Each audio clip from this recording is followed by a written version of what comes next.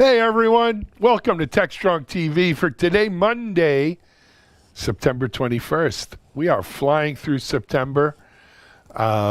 Just another 10 days here and we'll be in October. I hope you had a good weekend. Everyone well and healthy and safe. And it's going to be another busy week here in the world of tech and DevOps, digital transformation, cybersecurity, and cloud native. We've got a great lineup for today to start the week off for you. Let me tell you what we've got in store. Number one, I'm speaking to my friend Spoons, Daniel Spoonhour. Daniel is, I believe, CTO and co-founder over at Lightstep. Before that, he was with Google for a long time. And Lightstep is a sponsor of a conference that we are a media sponsor of called ChaosCon or Chaos Conference. It's from the folks at Gremlin. And, you know, the whole chaos engineering space is something we find really interesting here at Media Ops. So does Lightstep, probably for better reasons than we do. Ours is pure curiosity. They see a lot of what goes on in chaos engineering is directly related to the Lightstep suite of solutions. So I catch up with Spoons about why they're sponsoring ChaosCon, where they see, you know, the synergy there, and just generally what's happening with Lightstep. So do check out the interview and also go check out Chaos Conference. Register. It should be a great one. After Spoons, I'm going to be joined by my friends, the boys from Aqua. Andy Feit, Ronnie Osnot, from Aqua Security. Aqua just came out with a new security study about a year in the making, and we catch up with Andy and Ronnie to talk about what's happening. So that should be a good one. Then after that, we have an episode of one of our new shows. It's the Cyber Heroes Adventure Show. This is episode 2, and it's hosted by Gary Berman. Gary has Chris Kennedy, CISO and VP of Customer Success at Attack IQ, as well as a few other folks on. Should be a great show, and I hope you're going to enjoy it. After Gary's show, I'll be back with the news, and then over to Charlene O'Hanlon, now our managing editor. And Charlene has Jamid Rezazi, CIO of Mitel, on today, as well as a great webinar preview. And we have a full lineup of webinars this week at Media Ops. So do check out Charlene's preview. I think you'll find there's something there for everyone. And then after that, we're going to head over to the Analyst Corner with Mitch. Mitchell Ashley has some great video and commentary today. And then I'll be back to close things up. We should be running about 2 hours today. Chock full of good stuff. Let's take a quick commercial and come back with Spoons.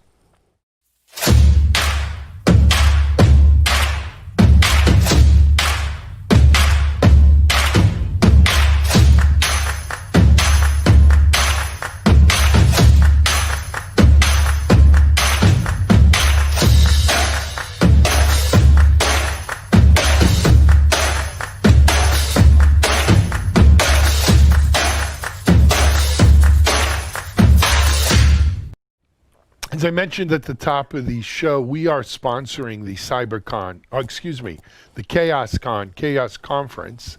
It's put on by Gremlin. It's a really good conference. It's been building. This year's virtual event looks like it's going to be a real can't miss event. One of the sponsors is Lightstep, and Lightstep, you know, the co-founders from Lightstep all basically came from Google. One of them is my friend Spoons, Daniel Spoonhour, and Spoons is, in addition to the co-founder, I believe CTO at Lightstep.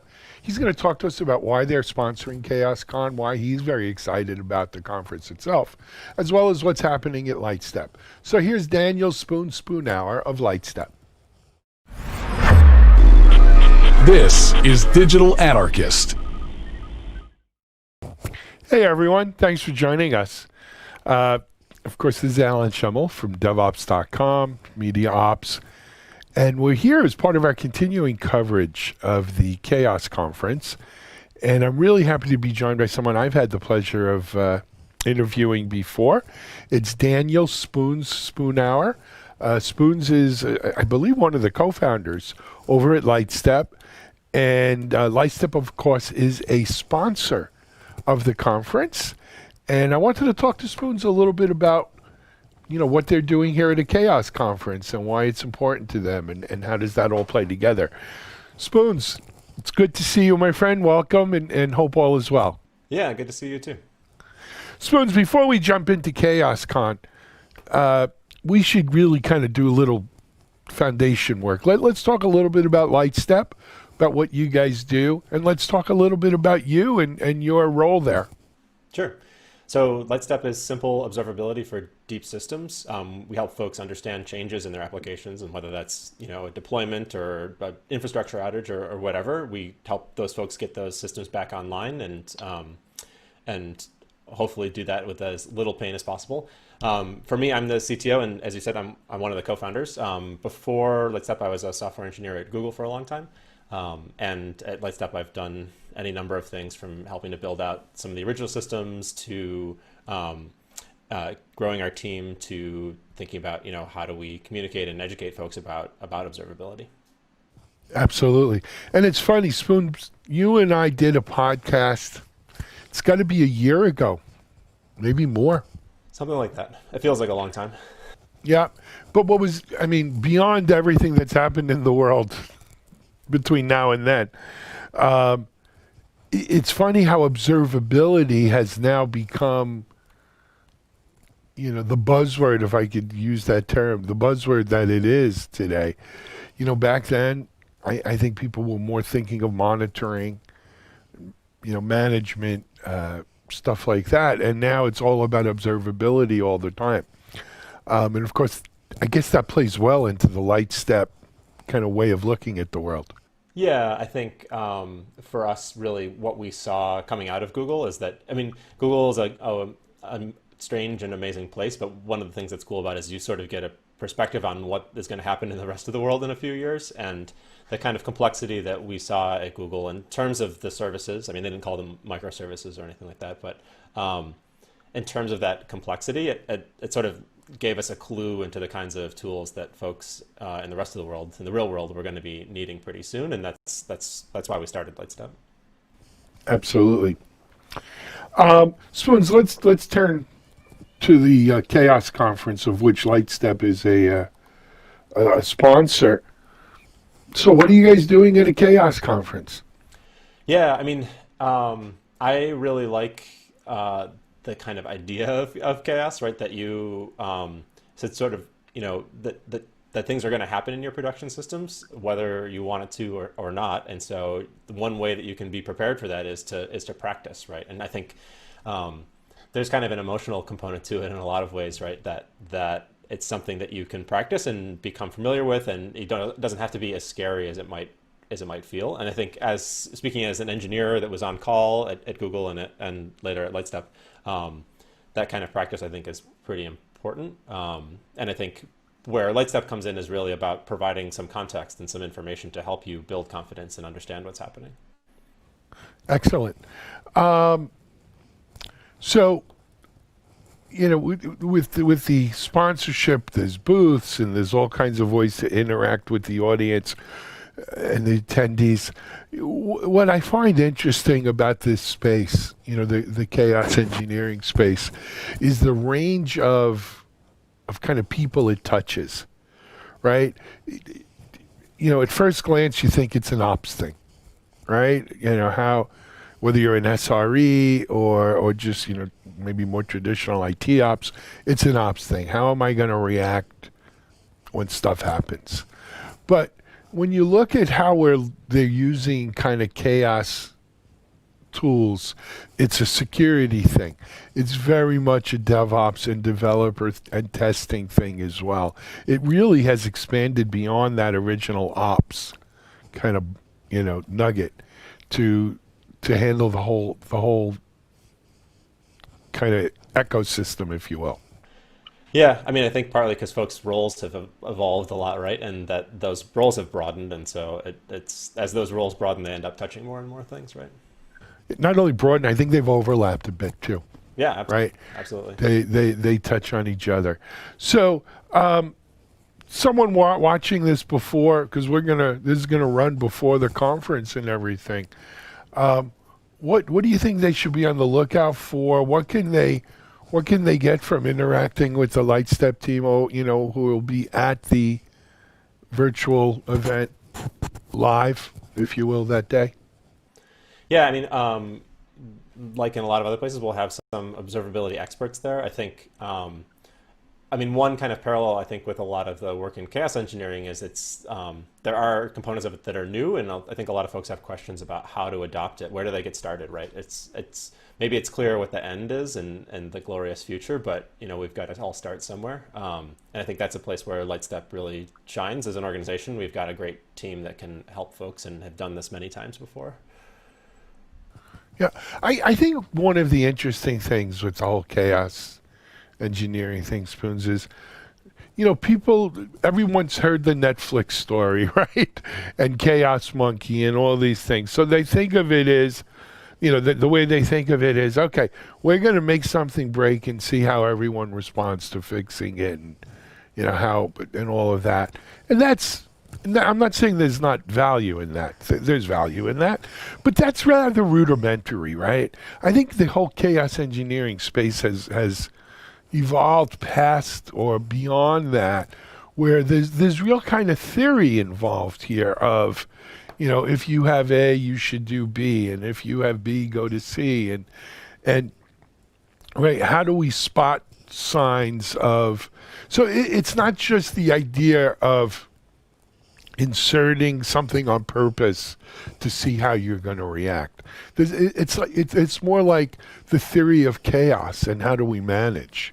Yeah. Is more at play here, and for our audience, I mean, you get that, right? I get that, but for our audience out here, I think a lot of people still think of chaos engineering as Chaos Monkey, and that's it.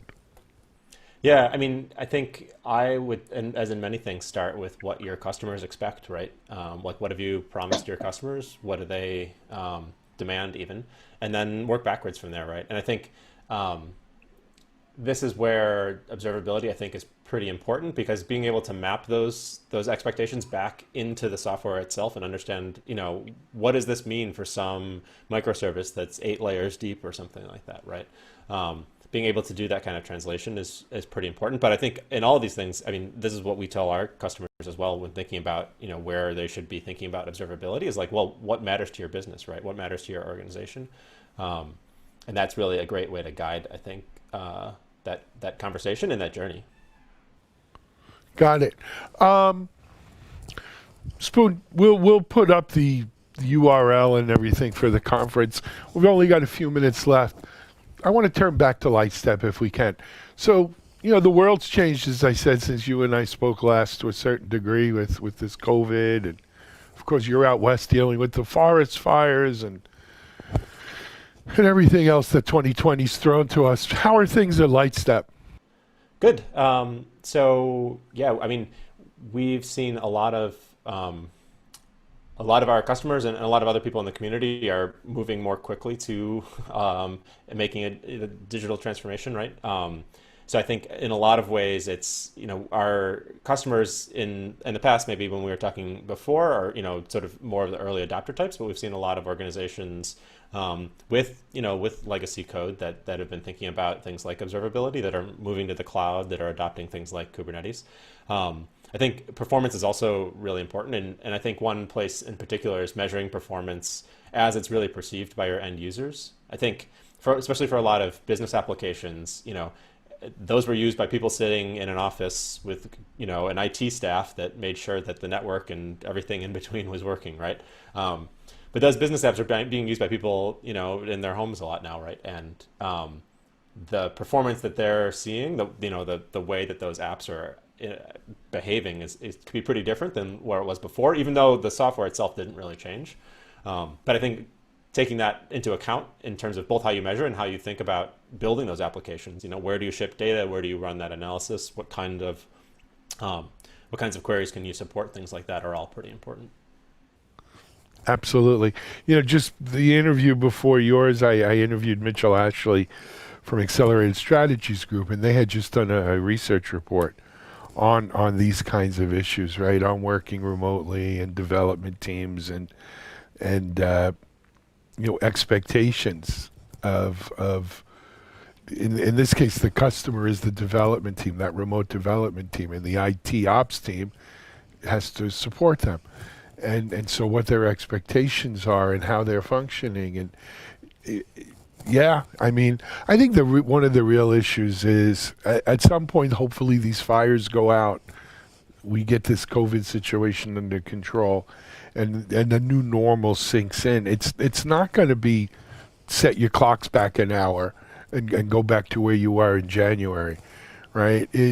We're going to move forward from where we are at that point, and how much of it sticks will stick because it makes sense to stick.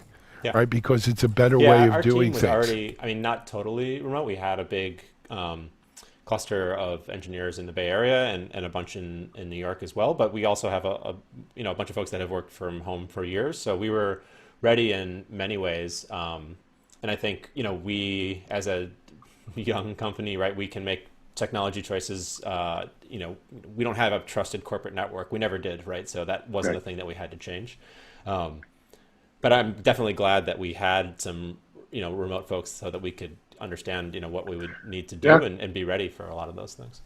That was a big part of this report, was that for organizations that already had some remote workers, the lift and learn of that, right? These remote workers already had best practices that they had developed and sharing it with the new people was interesting. Anyway, hey man, it's great seeing you. I'm glad you're healthy and well. Thanks for sponsoring. Well, thanks to you and Lightstep for sponsoring the Chaos Conference. And come back and visit us. It's been too long, man. Yeah, that'd be great. Thanks. All righty. Daniel Spoon, our CTO, co-founder at Lightstep, a sponsor of the Gremlin Chaos Conference. This is Alan Schimmel. We'll be right back.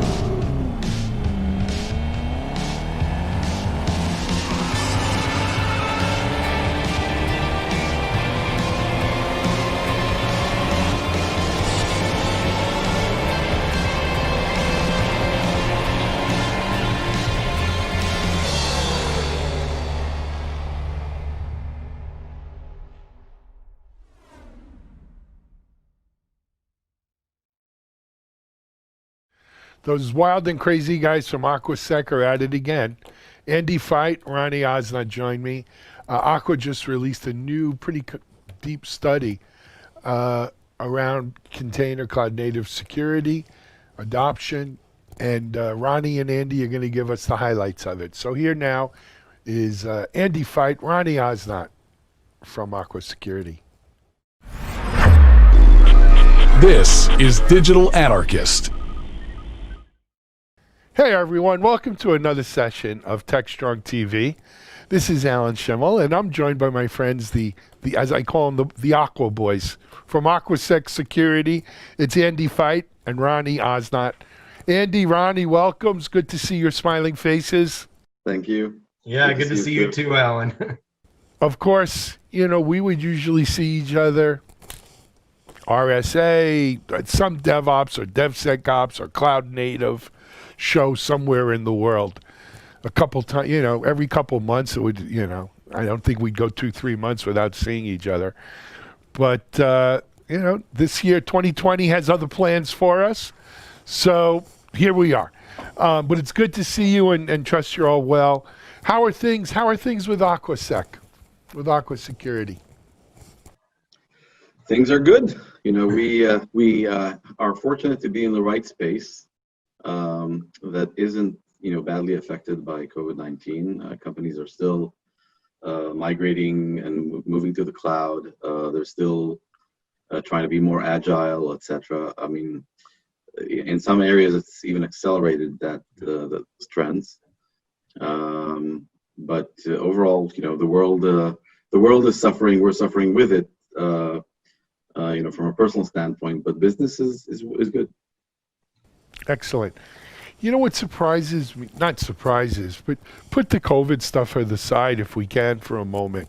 We're doing it's not called the Cube Virtual Summit because CNCF has rules now about using the word Kubernetes, right? So it's a operationalizing cloud native software with Kubernetes. But what's interesting is when we did the call for papers, the call for speakers, I'm telling you, over a third of the submissions were around cloud native security, container Kubernetes, cloud native security. And I'm not going to say I'm surprised because I see it from what we see here at DevOps.com, Container Journal, etc. But, excuse me, it was validation of just how important security for cloud native infrastructure. It's really at the forefront of what companies are grappling with. I saw a recent survey, 75% of new applications on AWS are deployed on Kubernetes. So if you have that kind of super majority of apps going out on cloud native and Kubernetes, it makes sense that securing these applications and securing Kubernetes and cloud native would be such a priority. Now, I know you guys recently released it's like a year-long research project on this subject, yeah? Yeah, so I think, it definitely fits right with what you're saying, which is, a year or 2 years ago, some of these technologies were still just emerging. And frankly, the bad actors out there wasn't enough of an installed base probably to go after, right? You couldn't count on finding a Kubernetes cluster if you pointed at a company. But in the last year, that really has changed. The adoption rates are there, and the opportunity for somebody with malicious intent has grown significantly. So what we looked at in this research was over a period of year, what actually happened. We set out honeypots, and we've been watching them for a long time.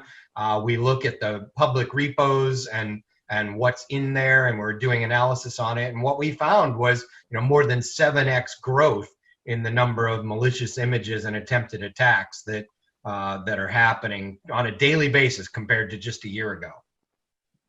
Wow, 7x. Yeah, so now it's where people used to say, oh, the risks are malware or ransomware or a denial of service attack on my server infrastructure. At this point, there are definitely real risks if you're simply, as you say, deploying Kubernetes somewhere and you didn't think too much about how to secure it.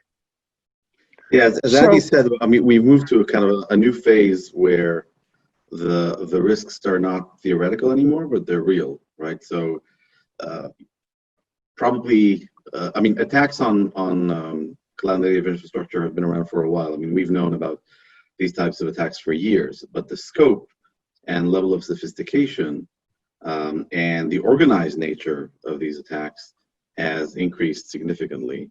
And this is simply a function of what Andy said before. The broader the adoption, the more attractive it becomes to wide-scale organized attacks that are largely automated based on scripts and tooling that several organized groups that are identified in the report have set up.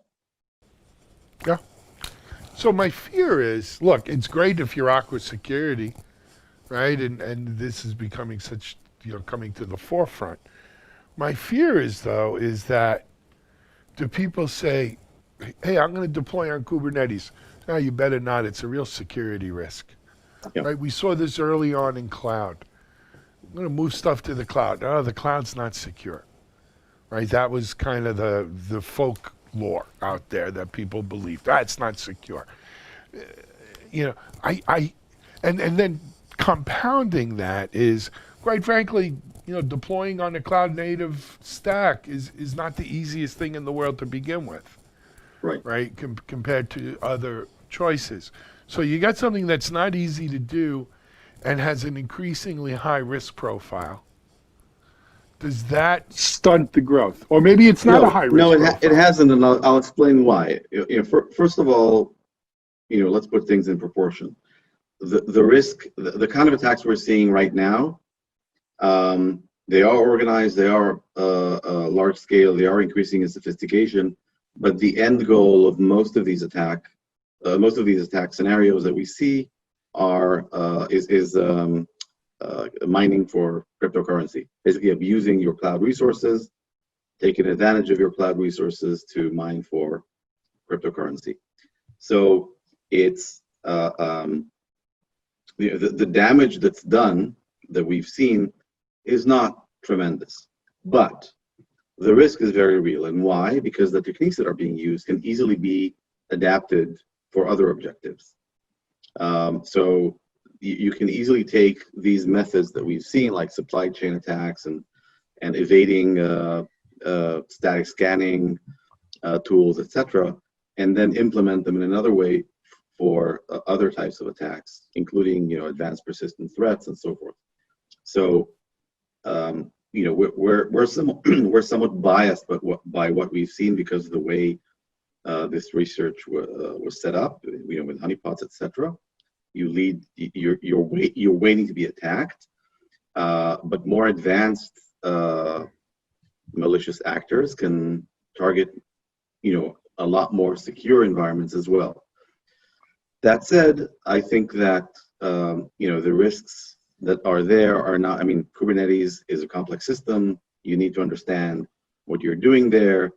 I think one of the reasons why a lot of these cloud-based Kubernetes managed Kubernetes offerings are being adopted is because they do take away some of the risk, the cloud providers, by managing some of that for you, through on EKS, AKS, GKE, and the likes.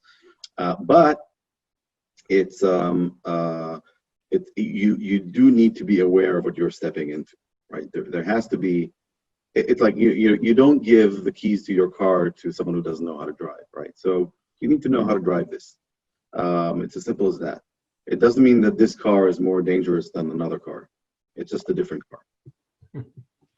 Fair analogy. Fair analogy. So you gave us some highlights of the research. Any other kind of nuggets that you want to call out to the audience around the report? I can jump in with a few here. So as Ronnie said, the bulk of the attacks were used for cryptocurrency mining. Probably about 95% of them. The remainder, there were definitely some attacks that were about establishing a presence in that environment for either an advanced persistent threat or distributed denial of service attack later. They would embed themselves and reach out to a staging server, simply letting them know that I'm here. Why don't you send me some communications components that will allow us to control it later. But they didn't necessarily do anything specific quite yet. But we know that the software shouldn't have had that in there.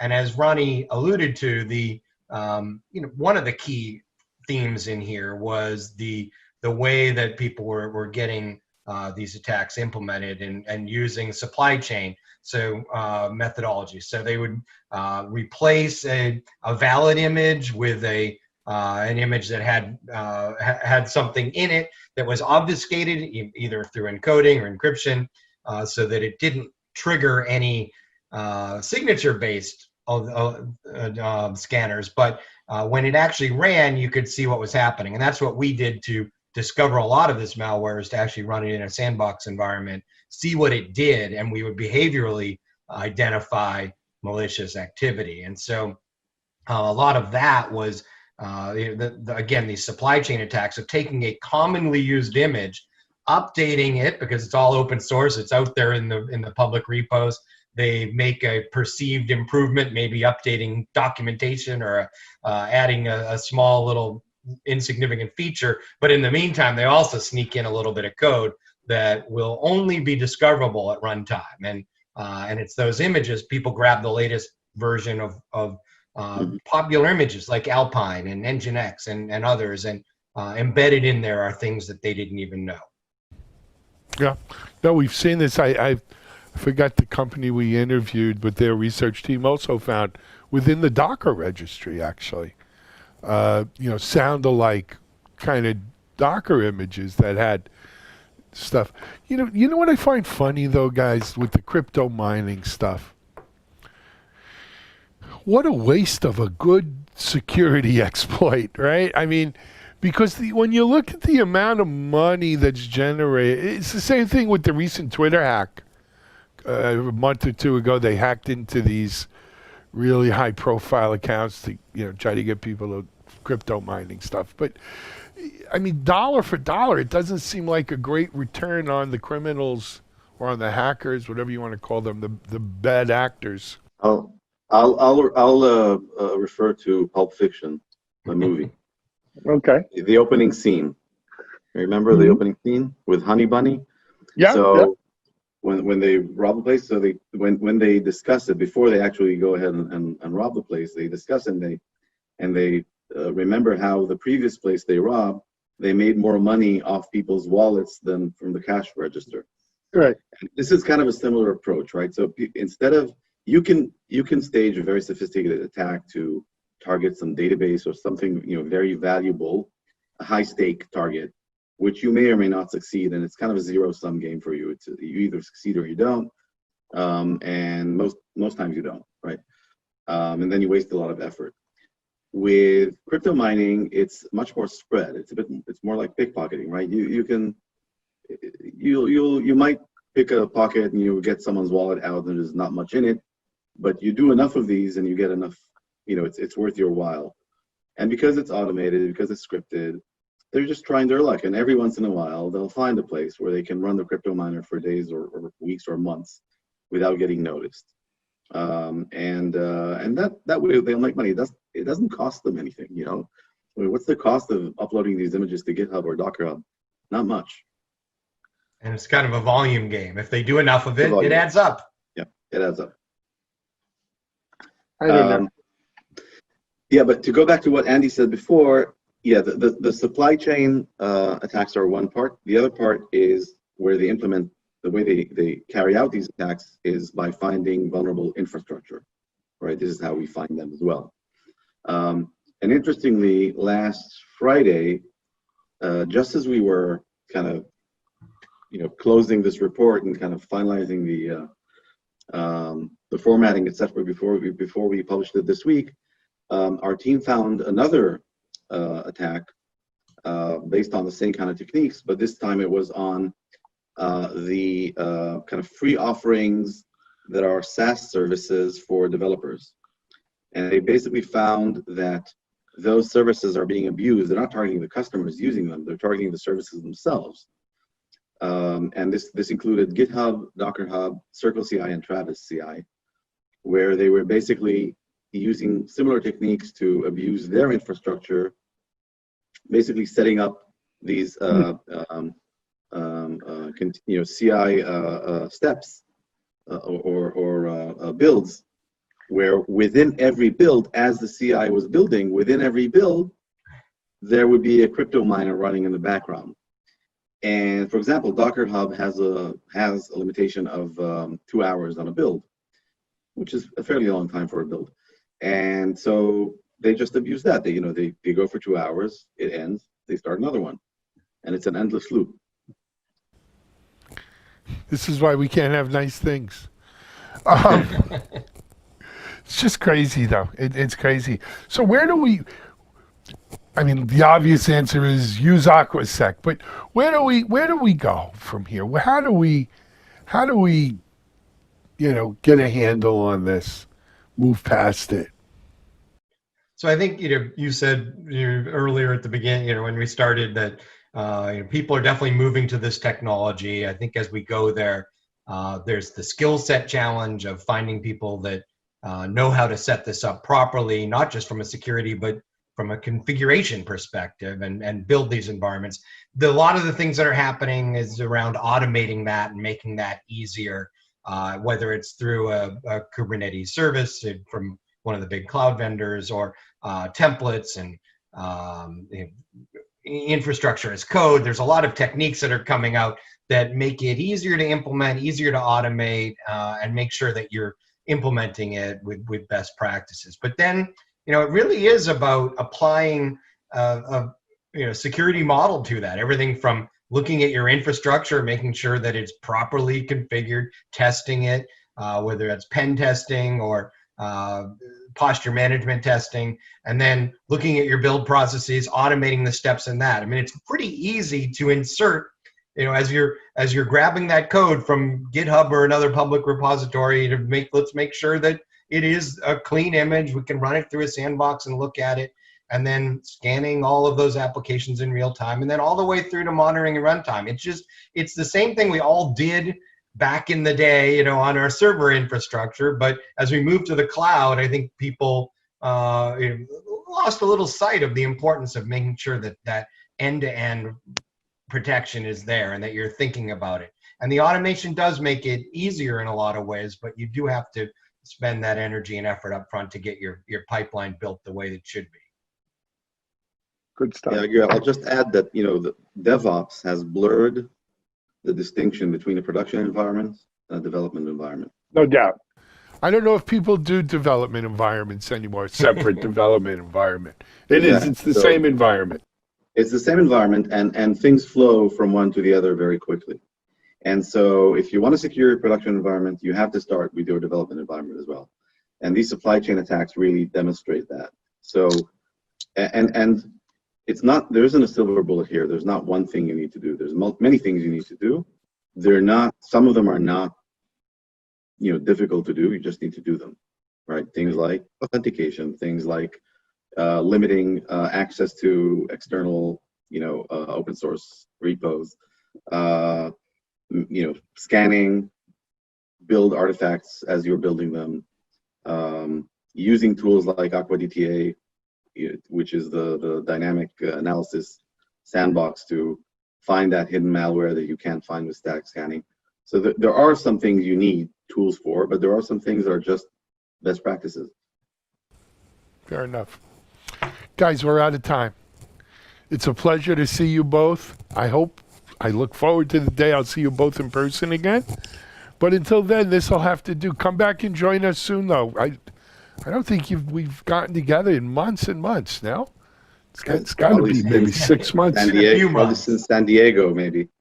Well, so that was November. RSA actually. No, RSA. Oh, that's true. Were you at RSA?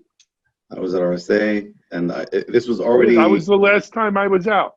It was already kind of people. COVID was in the air. People were getting sick. Right. They were wiping the escalator handrails and hand gel everywhere.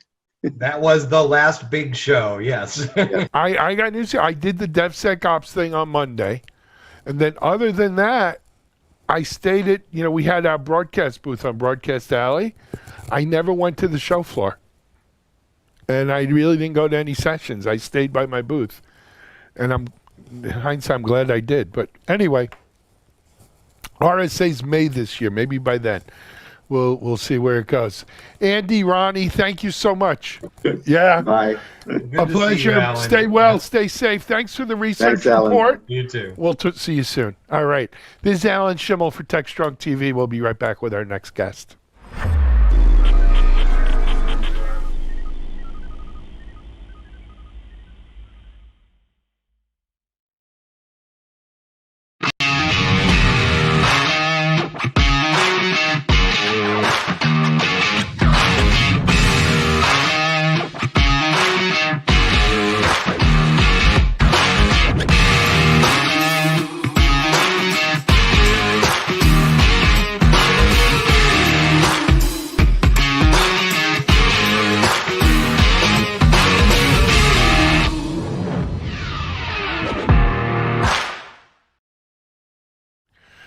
right, up next, as I mentioned, is a new show in our TechStrong TV lineup. It's the Cyber Hero Adventure Show hosted by Gary Berman. Gary's guests this week are Chris Kennedy of Attack IQ and Adam Pennington from the good folks at MITRE. It's a great show. We'll be doing a few of these a week. We are producing them here at Media Ops along with Gary, and I think they're great. I think you're going to like it. So here's Gary Berman with the Cyber Hero Adventure Show. Hello and welcome to the Cyber Hero Adventures Defenders of the Digital Universe show. Today's show focuses on answering the question, what are the strengths and limitations of the MITRE attack matrix? You'll learn about MITRE attack, a globally accessible knowledge base of adversary tactics and techniques based on real-world observations. The attack knowledge base is used as a foundation for the development of specific threat models and methodologies in the private sector, in government, and in the cybersecurity product and service community. With the creation of Attack, MITRE is fulfilling its mission to solve problems for a safer world by bringing communities together to develop more effective cybersecurity. Attack is open and available to any person or organization for use at no charge. Stay tuned to find out more.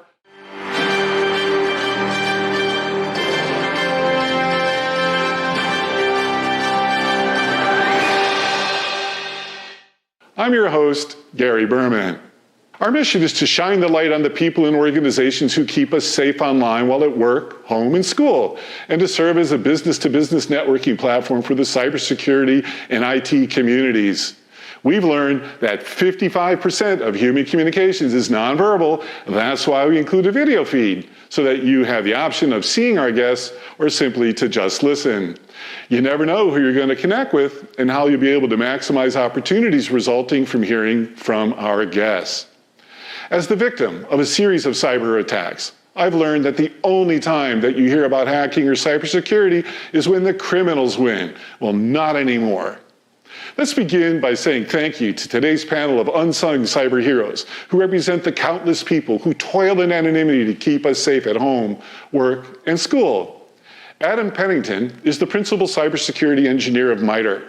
His focus is on operations, cyber threat intelligence, and deception, and he leads the team behind MITRE Attack. Adam's specialties include deception, cyber threat, intelligence, intrusion detection, storage security, security architecture, attacker observation, and analysis. Hey, Adam, welcome to the show. Hey, Gary, thank you for having me here today. I really appreciate the opportunity and looking forward to chatting a bit about Attack. Me too. Our next guest is Chris Kennedy, the CISO and VP of Customer Success at Attack IQ. Attack IQ is a leader in the emerging market of continuous security validation.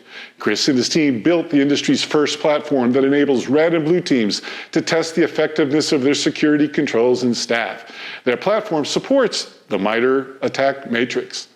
Chris, we're going to learn a lot about what you do today on today's show, but I'd like to ask you and begin by asking you, why do you do it? What is your mission? Tell us your origin story, if you don't mind. Gary, listen, appreciate a little runway on this. I've had an exceptionally harrowing career. First, thanks for having me on the show. I really look forward to it. And thanks for the good chat, Adam, today.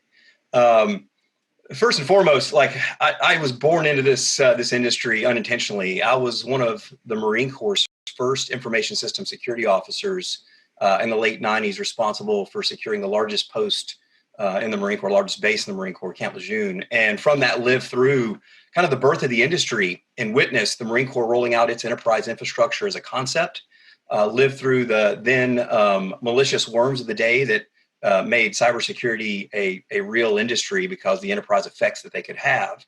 Did a good job down there, focusing on the basics, password changes, antivirus controls, policies and training, and got pulled up to build the Marine Corps Security Operations Center when that was kind of a new venture and less commoditized. Concepts of SIM hadn't been born yet.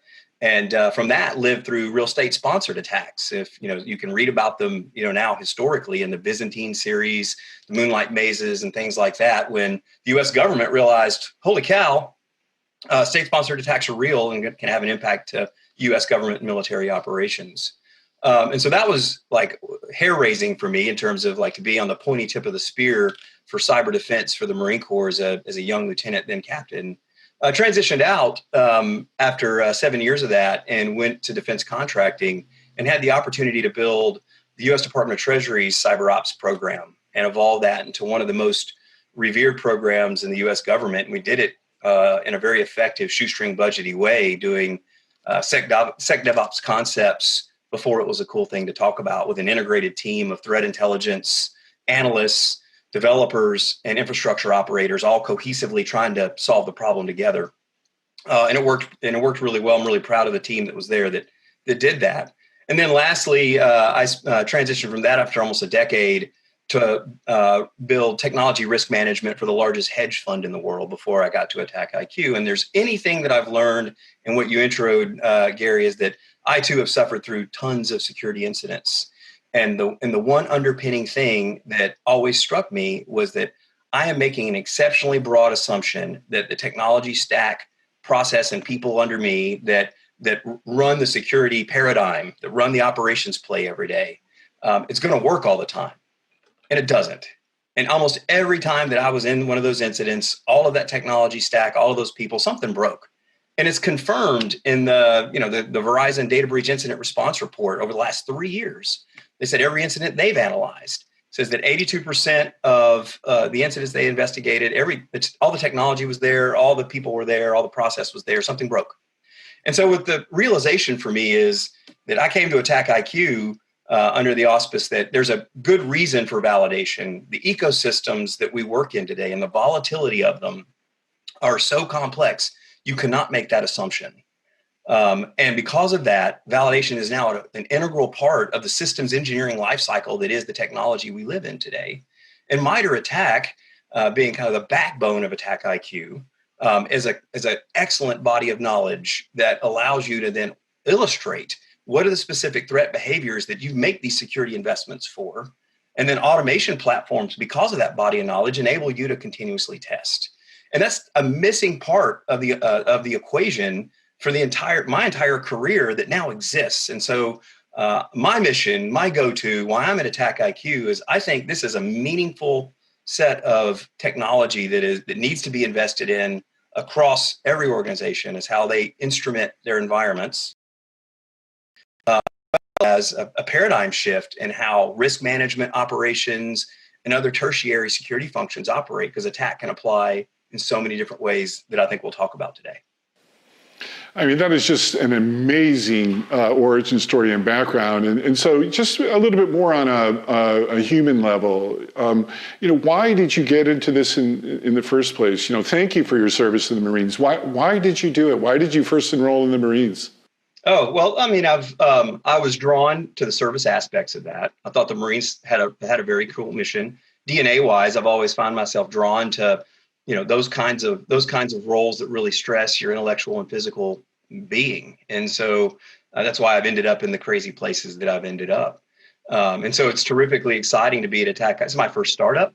This is my first time fundamentally on the sales side. I've always been on the operations or buy side of the house, but it's something I've never done before. And I think it's perfectly primed for me in terms of what I'm like, and to get in there and mix it up and elbow and fist fight this concept into an organization. My role today at Attack IQ is VP of Customer Success and CISO of the company. CISO is focused on corporate security and making sure our product is safe, but the customer success element is awesome. I get to bring those 24 years of experience, wisdom, and skepticism about how your program should work with this attack concept and this great operating platform that allows you to test it continuously and help influence and shape those other CISOs and those other security threat intelligence analysts and operators on how they can take advantage of this to improve their remits as well. And I think that's just awesome that I get to take all of that and then up-level everyone else through my experiences. Well, with that great background, Adam, please share your origin story with our audience. So I definitely have some very, very different origins, but I've also been in some similar places. I went to school for computer science at Carnegie Mellon University and focused there on computer systems. So, when I graduated, looking to stay in the computer system space, I was really into operating systems. I got a job as a operating system kernel developer. So, very, very much not in the security space, very, very much in the weeds of the internals. That was short-lived. Thanks to the dot-com crash in 9/11, I was laid off, and job market was not terrific at that point in time. And so I returned to Carnegie Mellon as a PhD student because obvious alternative to being in the real world. And I was focused on researching ways to add security monitoring to computer peripherals. So my PhD dissertation work was around storage-based intrusion detection, doing something tripwire-like inside a hard drive where you're watching block transactions in real time and understanding what adversaries are doing from there. I also did some of my first honeypotting during that time period. I also worked during that time period as a professional sound engineer on the side for money, because being a PhD student doesn't pay that well, which might explain my home setup a little bit. By the way, it's a great home setup. Thank you. It's a microphone I'd wanted for a while and just finally did it. Right. So when I was close to doing my dissertation, I was interested in getting out of academia, wanted to continue doing research though in sort of the corporate space. And that's how I ended up at MITRE. I was hired really to be a researcher originally. So I started off as a researcher. We have a very large internal research and development program, as well as quite a bit of research we do directly for the government. But I fairly quickly, within a couple of months, got pulled into operations as well, working with MITRE's internal security team. So, similar to what Chris was talking about, we were doing DevOps before we had a good word for it. We were dealing with some very real activity that we got to deal with face to face, and built up a internal security practice very much focused around threat behaviors. And it's the first space where I really got into the cyber threat intelligence space and working with groups, working with adversaries, understanding their behaviors and finding opportunities to watch them. And so most of my 12 years at MITRE has been that kind of a mix, leading research while also keeping my hands dirty in operations, both with MITRE internal teams as well as with MITRE government sponsors. As far as my journey with attack, I helped collect the intelligence that was used to create attack. Wow. in the first place. Worked with the team as they were creating it, and then verified that as we were putting that first version out, that it was all techniques that we'd seen in the wild, that it was all actually threat intelligence driven. Well, just on that point, where did you start? I mean, how do you try to get your arms around and create a matrix of these ones and zeros? And really, it was some good intelligence analysts picking apart the data, starting to look at the individual adversary behaviors we'd seen. It also started small. The flag that's over my shoulder that's got 266 techniques in that version. The first version of attack didn't look like that. It had 40 something techniques. Mm-hmm. It was an Excel spreadsheet. It was small, and so we started small. We started with quite a few less tactics. I think we started with 6 tactics, and so everything has just grown as we've seen more behavior and worked with the community over time. Yeah, interesting point on that, Gary, is that, if you think about the evolution of threat intelligence as a whole, the commodity of the time a decade ago was indicators of compromise. Like when I was at the Department of Treasury, there was kind of a network of operators within the other federal agencies and some .mil domains that would share with you. And whoever could, get out the freshest IOC to the next organization, they would then use those and put it into their detection criteria. And holy crap, I've got this same actor in my environment as well. And so it was all very temporal. It was very difficult to manage through time because those IOCs stack up in your detection functions and whatnot. And so the pivot to TTPs was an exceptionally powerful thing, but you didn't see that happen in a unified way. Everyone was, that had someone like Adam on their staff and could afford to have someone like Adam on their staff was responsible for providing that up-level concept. And it took, from my perspective, it took MITRE codifying that as a central focal point organization. And then they used their social networks, much like the social networks already existed for exchanging IOCs, to start doing that. Well, one of the interesting things about that I've learned in my journey through cybersecurity is that the criminals, black hats, if you will, really freely share information. And they seem to me very horizontally, organized and oriented, where the defenders are, for reasons I'd like to ask you about, is this true, are much more vertically, oriented, and is that a valid, statement? I think so, absolutely, for two reasons. One, both sides of the house monetize it, right? Like if I've got some fresh attacker intel, that can be monetized on the dark web in terms of exploit techniques and things like that, 0 days, whatnot.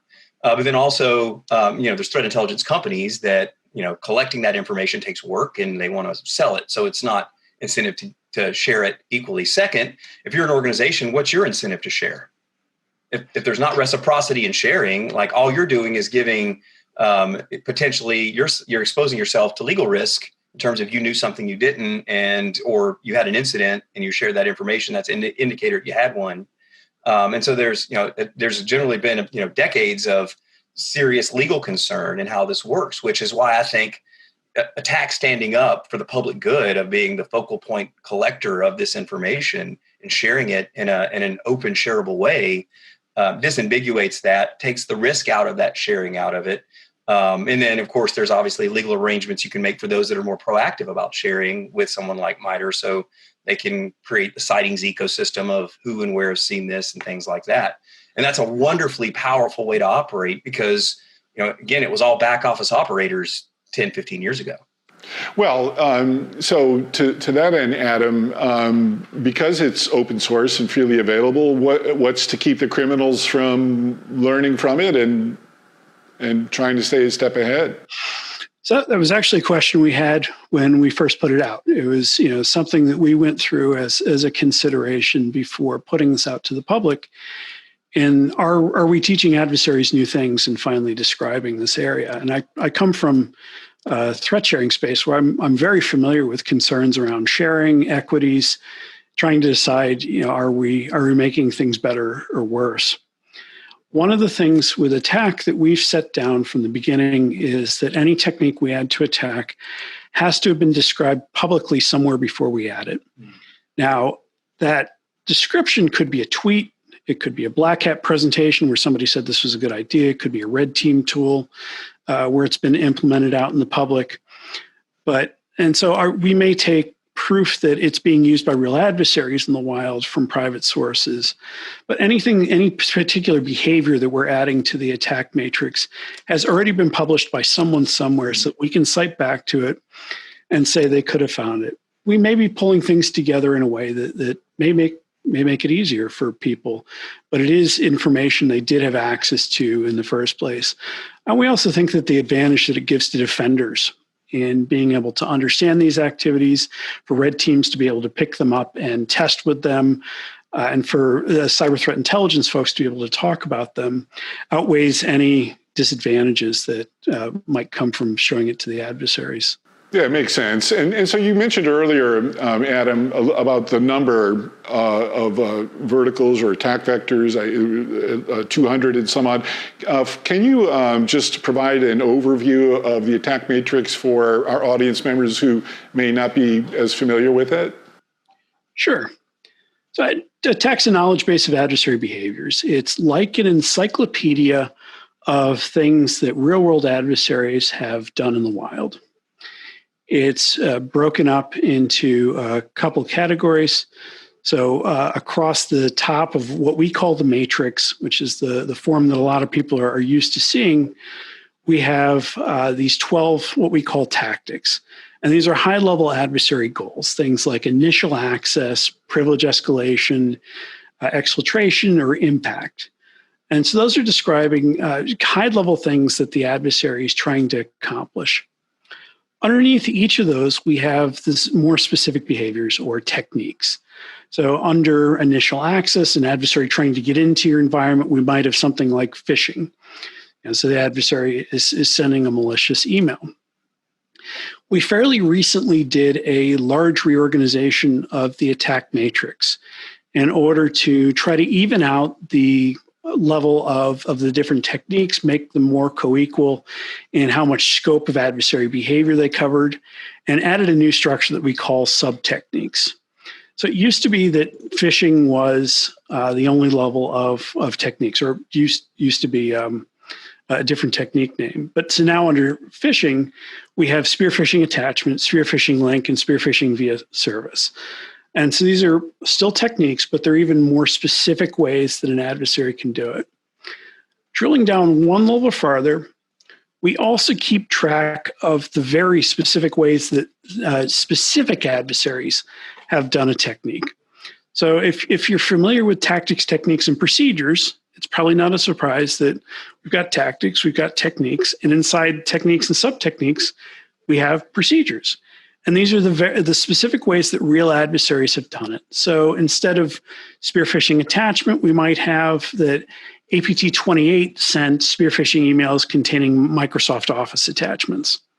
And all of that is linked back to the original open source, publicly available threat intelligence so that people can check our work and see if they agree with our assessment of it. And again, we're not publishing private intelligence in attack. We're referencing back and collecting things that are out there in the wild.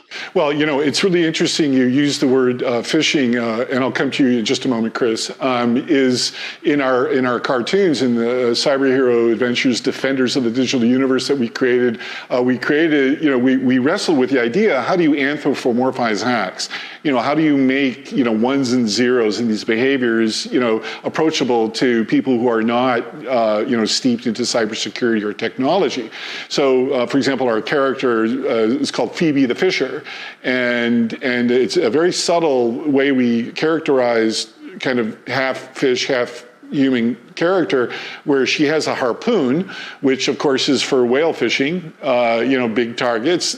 She has a spear, which is, as you described, for targeted spear fishing attack, and we have a regular fishing rod for, widespread fishing. It was a very interesting creative and communications challenge to take the complexity of what you and all the great folks at MITRE have done and to distill it into something that people can get their heads around.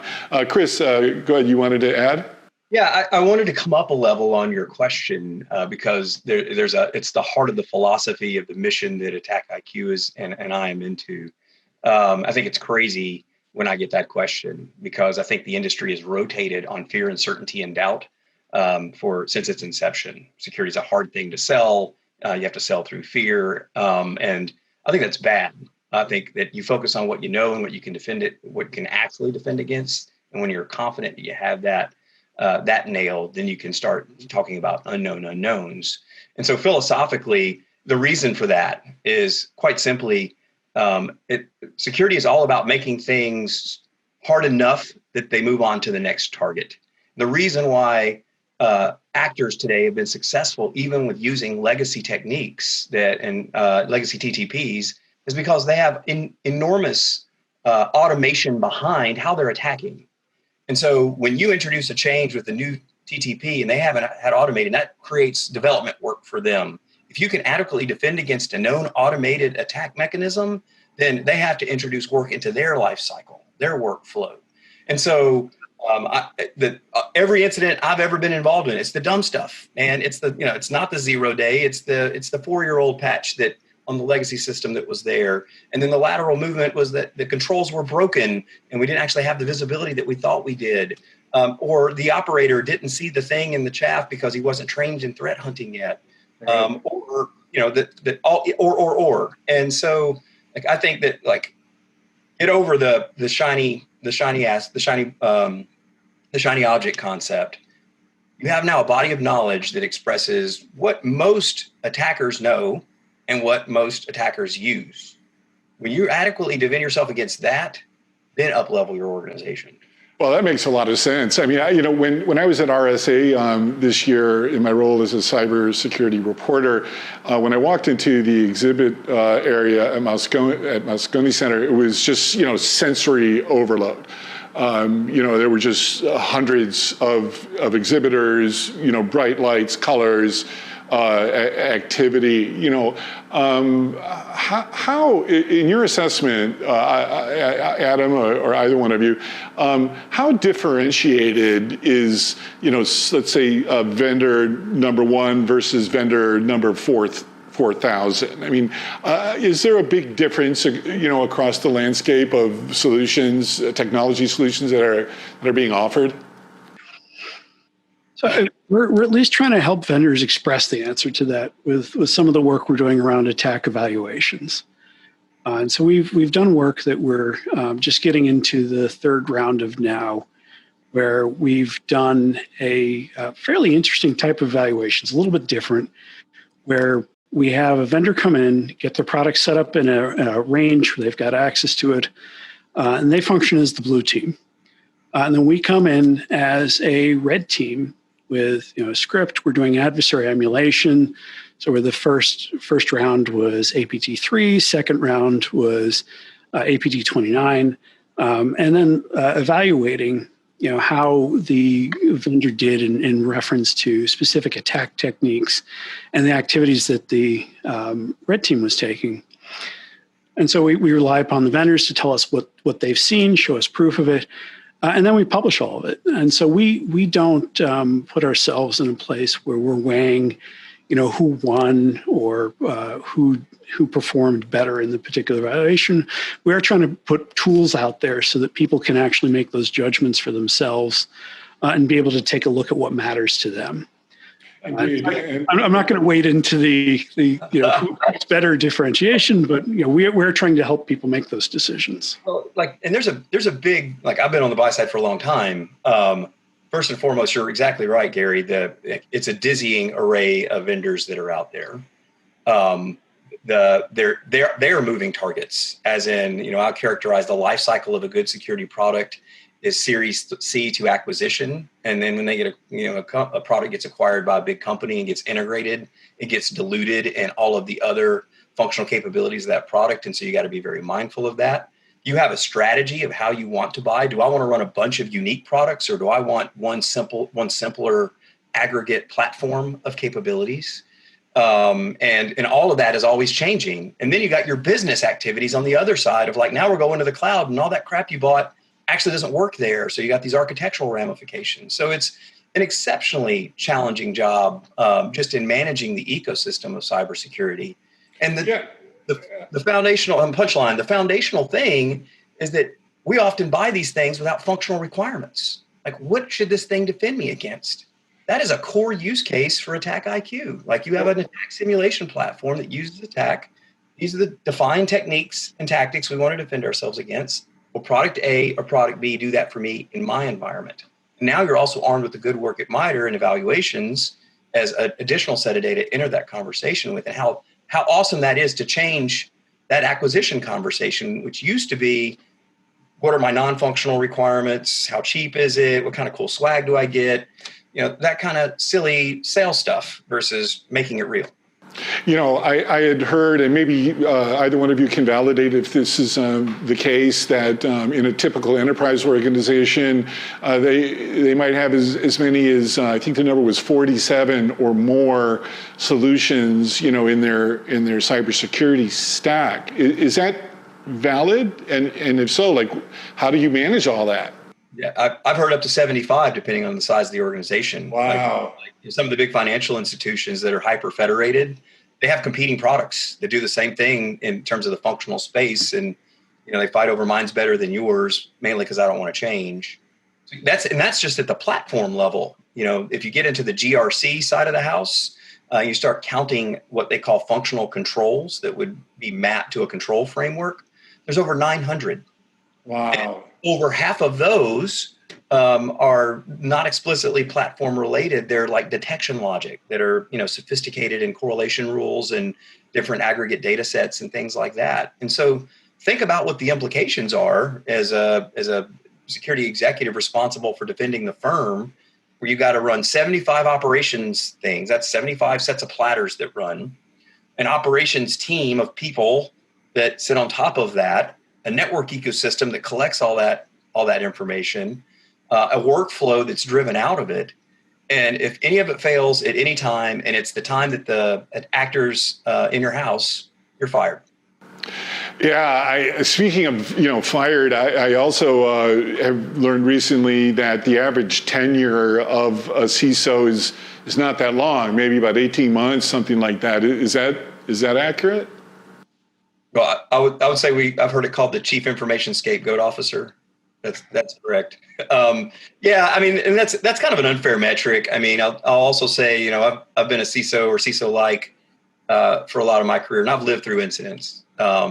And the reality is, like, how you manage, how you deal with things, and fit for role. It's a very difficult job because of both, the professional pedigrees and requirements it takes. You got to be a technologist, you got to be an evangelist, you got to be a deal maker. You got to be a champion for the company. You got to be a team leader. And, just the reality is the environments are so complicated, and the sophistication required to do it is just a rare breed. And you get in there and you rub the wrong elbows the wrong way and you don't make it, or you get hammered with the incident. And so it requires a special set of skills. And that's why I'm one of the areas where I'm so bullish about where attack is. I've got a customer that was brand new to their institution. Don't need to get into details. And they're like, I'm not ready to do any of this automated testing stuff. And I got to rebuild everything. And I'm like, why do you have to rebuild everything? Why do you think that? Have you done any set of testing to benchmark where you're at? Why don't you pick off the threat actor behavior you're worried most about, do some assessments, and then say, these are all my failure points for this specific threat actor. I'm going to fix A, B, and C. Hey, board of directors, here's my plan. And here's how I got there. And what a wonderfully way to disambiguate this role and the challenges of it when you're working against fixing it. And when something does go bad, you show them, of course it's going to go bad. We haven't invested in that particular behavior to be able to defend ourselves yet. Well, I mean, let me just jump in one point there that is something I've always really wondered about. So if you think of the capital allocation within the cybersecurity ecosystem, let's just kind of look at the 80-20 rule, that maybe 80% of the resources are in technology solutions, maybe 20% on, let's call it the human element, which was the theme of the RSA conference. And from what I understand, and please, clarify this for me, that the overwhelming majority of hacks are caused by simple human error. Is that reconcilable? It is to me. Like I use and I'm sorry, Adam, if I keep stepping on you. The Verizon DVR I referenced earlier, like human error is in many layers, right? It's human error to not have good operating procedures for your security controls. Now, I'm not talking about the incident response process. I'm talking about, wait a minute. SANS tells us the number one problem in every enterprise is asset management. I don't even know what I have. Well, if one of your key security controls is agent-based, and you don't know how many assets you have, how do you know you have agents on every one of them? That's a human error. You're not building good operational practices around how you manage your security controls. Or you make a change to the firewall without knowing what the actual implications are from a threat behavior standpoint. And then that aggregates all the way up to the SOC operator didn't have a chance, or the SOC operator didn't see the thing. And so yeah, these all come down to, I think the way we think about our security program, and just inherently because we bought something and attempted to half-ass put it in place, that it's going to work all the time. It's just foolhardy today. And some of that's on the vendor, but most of it's on the organization. Indeed. And Adam, you had mentioned earlier in the show that MITRE has gone through Sec DevOps, continual improvement, feedback, adapt, improve. What do you think the future of the MITRE attack matrix is? What's it going to look like in 5 years or even next year? So the enterprise matrix itself is, hopefully stabilizing a bit. So we've had some work over the last few years where we've started ingesting other pieces of other attacks into it. We have a parallel framework called pre-attack that has been out there for a number of years. We haven't seen it leveraged as much in industry anywhere near as much as what most people call attack, which is enterprise attack. And so pre-attack describes actions that happen before an adversary breaks into an environment. 2 years ago, we took part of pre-attack and brought it into attack. So we deprecated something called launch and compromise and added initial access to attack. And we're in the middle of doing something similar right now to the rest of pre-attack, where we're getting ready to deprecate all of the rest of pre-attack and add 2 tactics onto attack, reconnaissance and resource development. So attack's going to look a little bit wider. At the same time, we're evaluating how much it makes sense to integrate other portions of attack into a single framework and a single matrix. Well, I've never had a scoop, but I'd love one right now. When is this going to be ready? It's going to be in our next release. We don't have the release date set yet, but it's coming soon. And so this is actually something that we've been talking about out in the public since October of last year. It was something that we designed to come after sub-techniques, though. And so it was put on hold until really after we got a release out this summer. But so works back on it. We're getting it out, and so it's something that's coming pretty soon. We're trying to make sure that the community is aware that it's coming. Well, we'd be glad to help amplify your message. And as we're wrapping up here, Adam, is there anything else that you'd like to add? That will help amplify your mission? No, we've been simply blown away by the amount of use, the amount of attention that attacks had over the last 5 years. It was something that started out as an Excel spreadsheet and sort of looked like it when we first got it out the door. It wasn't even really noticed much by industry. First couple of years it was out. A couple of companies started to adopt it, but it's only been really like the last 3 years where we've seen it go wild. And so, we've been trying to do a lot of work last year, trying to help people understand the threat intelligence origins of attack, that it is linked to real behavior. But mostly we're just really thankful to the community that is helping us understand what it is we're missing, what we could be doing better, and just keeping us informed and keeping us honest. And Chris, is there anything that you'd like to add to amplify your mission? Yeah, I would. I'll address it in terms of where I see it going from a market standpoint. Like I see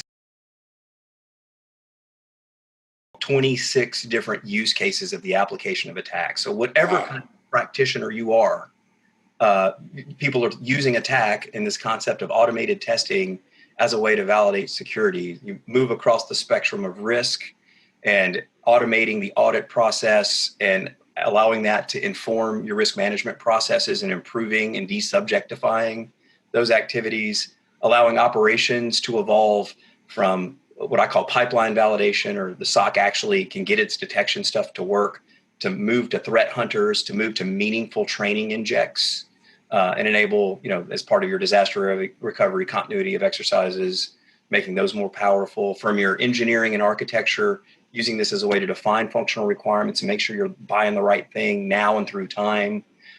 Threat modeling and tying that into your project SDLC whenever you're buying new technologies and making sure they have security and automating all of that, all the way to corner case use cases. We have customers that are vendors that are using this concept of attack and aligning with it, and then automation platforms like Attack IQ to improve the efficacy of their products, to get themselves training ready to enter MITRE evaluations.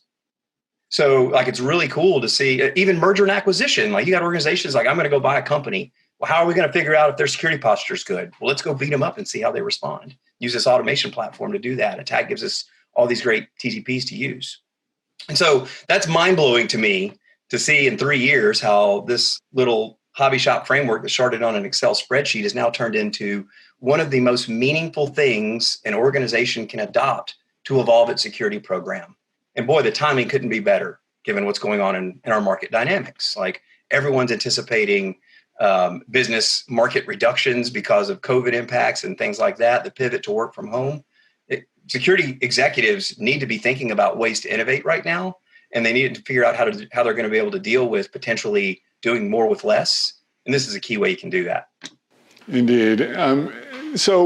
More as we're wrapping up, my final kind of question. First of all, I thank both of you so much for being real life, unsung cyber heroes. One of the privileges of doing this show is I get to listen and learn to these incredible people who are selfless. They're all about service, and I hope what we're doing here today, will help. And on a personal note, when I was the CEO of a marketing company that was hacked and ended up losing everything, and the time afterwards, I needed some kind of North Star coping mechanism because of the negative impacts of this stuff. And so I happened to hear a quote from Albert Einstein when a reporter asked him, he said, Mr. Einstein, on one hand, you have, science and physics and mathematics, and on the other hand, you have, the possible existence of a higher authority. How do you kind of reconcile that? And Einstein famously said, coincidence is God's way of remaining anonymous. So Adam, as a last word, can you share with our audience something, kind of coincidental, in your life that's happened that kind of defies logic? That's a good one, Gary. Adam worked on that. Well, we could go to Chris while you gather your thoughts if you want. Chris, tell our audience an Einstein moment. We all operate today we are human. We are pack animals. We are assumed trusting. And so for your entire career, you have probably bought and assumed and deployed and trusted from a security perspective. And you've missed that validation thing. It's an integral component of systems engineering when you look at the engineering V, and we haven't done it. You just haven't done your annual pen test, your annual compliance. And it was mind blowing for me to think about what this thing could be. And so the epiphany for me, the Einstein moment is man, I have been trusting, but not verifying. And that's bad. It's bad for your career. Wow. Well, one of the things that was amazing to me is we work in an industry called zero trust. Where do you go from there?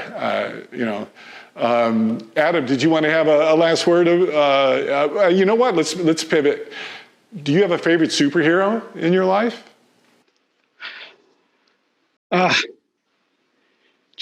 Probably Wolverine. Why? I'm a big fan of the claws.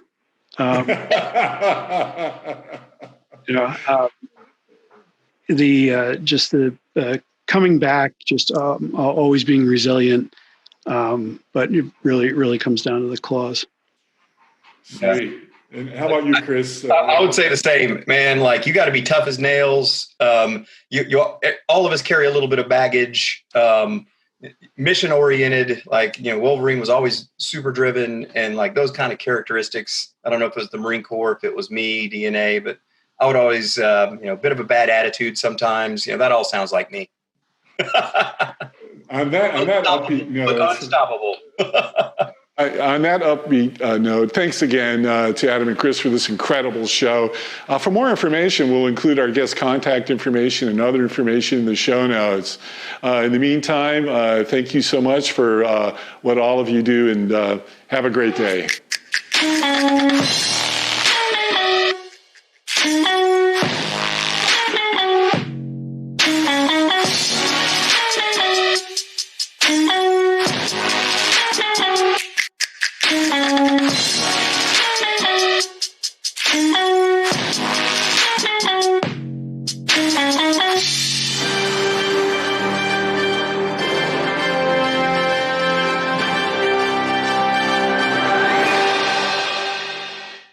CISO Talk, to hear how real-world CISOs are dealing with today's real-world issues. From enabling secure remote workers to accelerating secure cloud adoption, defending against a pandemic of security attacks and beyond, CISO Talk covers the cyber topics you want to learn about. With your hosts, Unisys CISO Matt Newfield and MediaOps CEO Alan Schimmel, featuring a revolving panel of CISO cyber experts. This is where CISOs talk. Join us on digitalanarchist.com and techstrong.tv. Excellent stuff. Great show from Gary today. Thanks for putting it up on TechStrong TV, Gary. Next, we're up with the news. These are headlines from around the media ops community, and let's get right to it. Over on DevOps.com, we have harmonizing real-time on-edge platforms. You know, we're starting to see more and more talk around edge and how it relates to DevOps, cloud native, security. I think edge is going to be a big topic in 2021. Then we have a report on cloud expertise now superior to university degree. And this is a good thing, right? I mean, for too long, I think we blindly said you had to have all of these higher level educational degrees, and that somehow that was superior to hands-on experience. I think hands-on experience, especially for technical roles, is kind of always wins hands down. Not that I'm saying you shouldn't get a university degree, not that I'm saying they're not valuable, but nothing trumps hands-on security. Also, we have a great article by Mike Vizard on the IPO wrap from last week. We had Snowflake, JFrog, Sumo Logic. My God, I thought I was feeling like it was 1999 again, partying like it was 1999. But let's not hope we don't have another dot-com bubble burst like we had in 2000, 2001. What are the telltale signs to look for? Anyway, Mike's going to give us his wrap on the IPOs last week, and I think it's a good one for you to check out. Next, Puppet extends Windows support, continuing to extend into the Windows platform there. And then our friends at PagerDuty infuse AI ops into incident management. It's just a matter of time till that was going to happen. Over on Container Journal, the folks at Grafana Labs are now offering an on-premises edition of Prometheus. So for those, for whatever reason, who can't run a public cloud, Prometheus instance can now run on-premises editions of it using Grafana. And then SentinelOne automates DevSecOps on Kubernetes. You know, the security on the Kubernetes space is just red hot. On Security Boulevard, the curious case of SunCrypt. Good article. Patching in the time of remote work. And then our friends at Rangeforce expand security training cloud service. Rangeforce does a nice job. Anyway, that's the articles, a couple articles on our sites. Go check those out. Look forward to your feedback. But there's so much more to read on the sites. Enjoy them and visit them. And we'll move on with our show. Right now, that means turning things over to Charlene O'Hanlon, our managing editor, who has a great interview today, as well as a preview of what is a jam-packed week of webinars here on MediaOps. There's something there for everyone. Listen to the previews, pick which webinars you want to attend, and get to it. Charlene, take it away. This is Digital Anarchist. Hey everybody, welcome back to TechStrong TV. I am Charlene O'Hanlon, managing editor at MediaOps, and I am just so excited now to have this conversation with Jamshed Razi, who is CIO of Mitel. Jamshed, thank you so much for having the conversation with me, for joining me today. I'm really excited to have you here. Hi everyone, thanks Charlene. I'm just pleased to be here today, and thank you for the opportunity. You're welcome. You're welcome. Well, I'm especially interested in the topic of shadow IT. I know a lot of organizations are dealing with this. It's kind of an issue that's been going on for a long time, but I believe the pandemic has kind of exacerbated it for a lot of organizations. So interested in getting your thoughts on shadow IT and what organizations are currently facing out there. What are you seeing and hearing? Sure. In terms of shadow IT, I mean, shadow IT has been around almost forever, so right, it's not anything new for the IT organizations. But I think with the pandemic and the current situation, that was kind of escalated, I would say, in terms of shadow IT, just due to the needs of employees, of any organization or every company when they had to work from home or for remote work. I think that the whole shadow IT got escalated, but in reality, and it's been always there, the biggest challenges with shadow IT are obviously number one is the security and the data integrity and the breaches that can happen, or bad permissions, or anything that you can think of it in terms of the security. And then the second, really the compliancy piece and regulatory and compliancy piece. And like stuff like HIPAA or GDPR, SOX and SOX 2 and so on. Those are all the challenges that we have been seeing with shadow IT, and they are continuing at the escalated level, I think. And I can talk about the financial impacts. Those are the biggest risks, like in understanding the contracts, what that contract is. If I am going and getting a SaaS solution as an employee, what am I obligating the company to? How does it fit into the rest of the technology landscape in the company? Or, what are really the vendor licensing obligations that each organization will have? Because sometimes you go for freemiums, but not understanding the contract, it may actually be a big obligation for an organization. Those are the biggest challenges that I see and I hear from others. Sorry. That's okay. And I agree with you 100%. There are so many different variables involved with shadow IT that I think, employees in the rush to remain productive when they are working from home, maybe a lot of times they just didn't think about, the potential for issues that might crop up from shadow IT. I mean, it's easy enough in the office when, you need to spin up a cloud instance or something like that. You just pull out your credit card and voila, you've got an AWS account.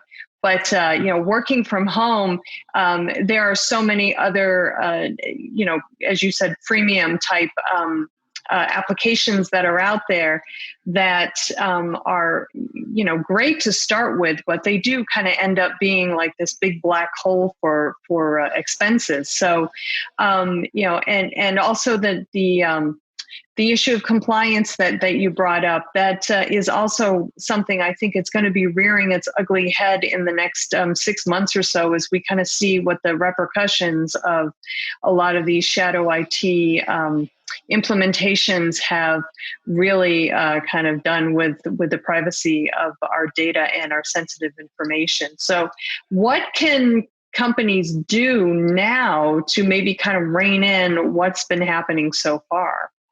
Sure, and couldn't agree more with what you just said, Shirley. I think that's exactly it, and this will be different from one company to another company and one organization to another organization. I think at the end of the day, it comes down with this pandemic and the current situation. I think a lot of IT departments or CIOs, they probably were not, plan for a situation like this. They did not have the right tools or equipment for the employees that they can quickly, move into a work from home or remote working scenarios, right? And that created some of this issue, like escalated, as I said at the beginning of this conversation. But I mean, I think a proper planning in terms of, at Mitel, we're as you know, we're one of the leaders in business communication and collaboration. So we've got all the, state-of-the-art tools that we need to enable and empower our users to work from home or remotely.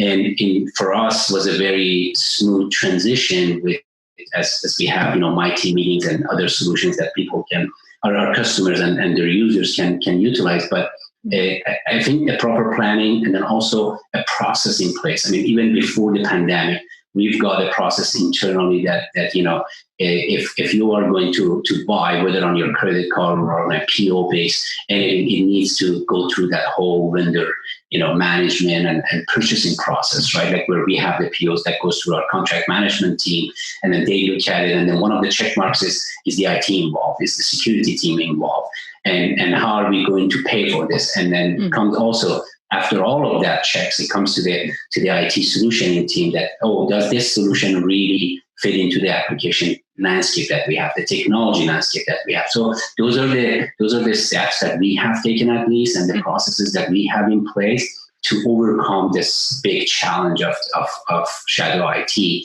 And I know it's not easy in a pandemic situation, but again, tools like, being prepared and have planned for, tools like, making sure those employees, they have their laptops, they have the equipment, they have their teleworker system that they can actually, dial in from anywhere, from any device, that those really will help. And a one-stop shop type of solution where you have the application that you do your videos, you do your audios, you do your web sharing, document sharing, presence and IM and everything, that will really, really help in many cases to overcome this big challenge that most IT departments and organizations actually are dealing with.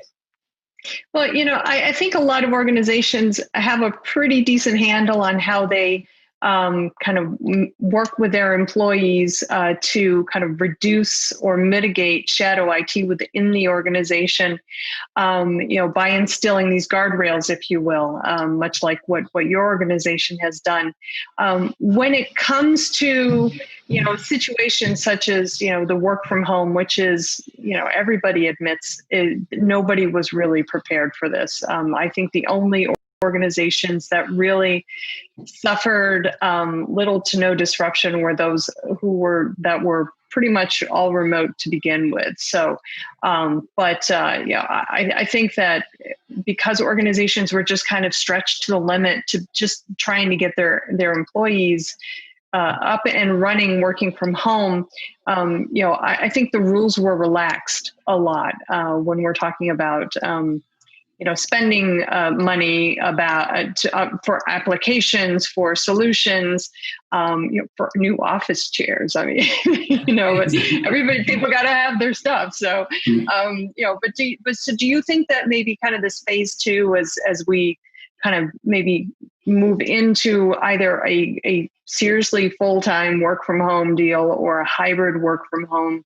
that maybe because of what has happened, that organizations are maybe going to take a second look at shadow IT and maybe find ways to kind of enable their employees to work as they see fit, and maybe that does include a healthy amount of shadow IT. Absolutely. I completely agree. I think, Charlene, what we learned from this COVID-19 era, I call it, is really, it has changed our plans. Our like when organizations and CIOs and IT organizations were planning for disaster recovery, business continuity, I think this is part of that. This is no different than any of that. I mean, we definitely are not going to back to normal in terms of having everybody in the office. I think that at the minimum, a hybrid scenario is what it's going to work like. Like if some, again, depending from one organization to another, some they had 10%, 20%, some they had 60% of their workforce working from remote. But I think in this scenario, if we generalize it, it will be a scenario that the organizations, they need to look at, okay, how do I enable and empower my 50% of my workforce to work from home?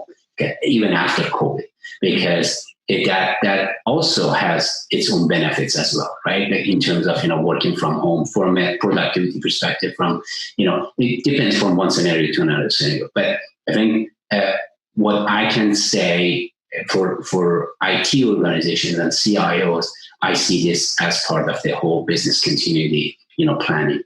That we want to make sure that the users they have their tools they need. They have their laptops.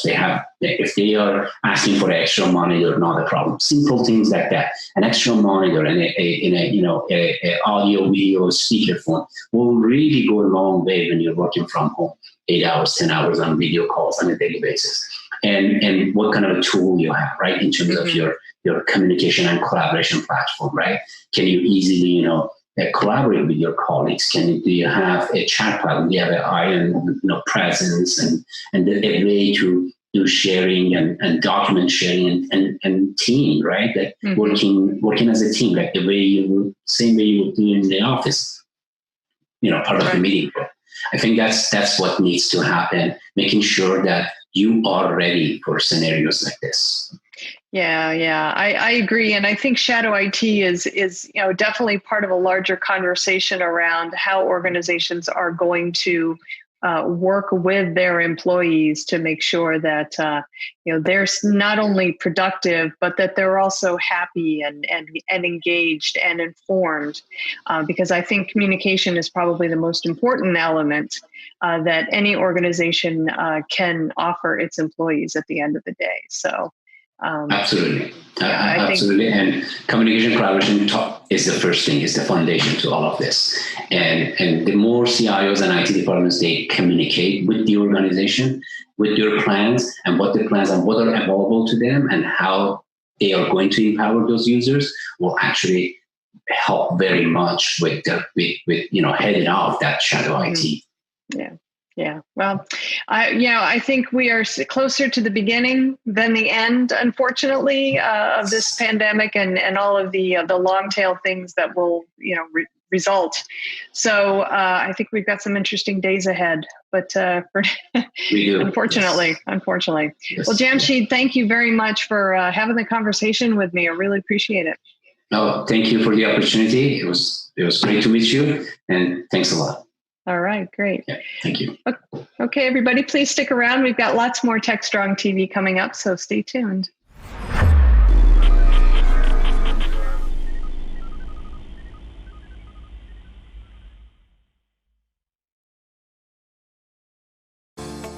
Disruption is occurring across every aspect of IT. Open source, cloud services, DevOps, and cloud-native software architectures are democratizing IT and radically transforming how business is done. The old ways of creating software and doing IT are being replaced with agile, flexible, faster, and cheaper methods, benefiting vendors and users alike.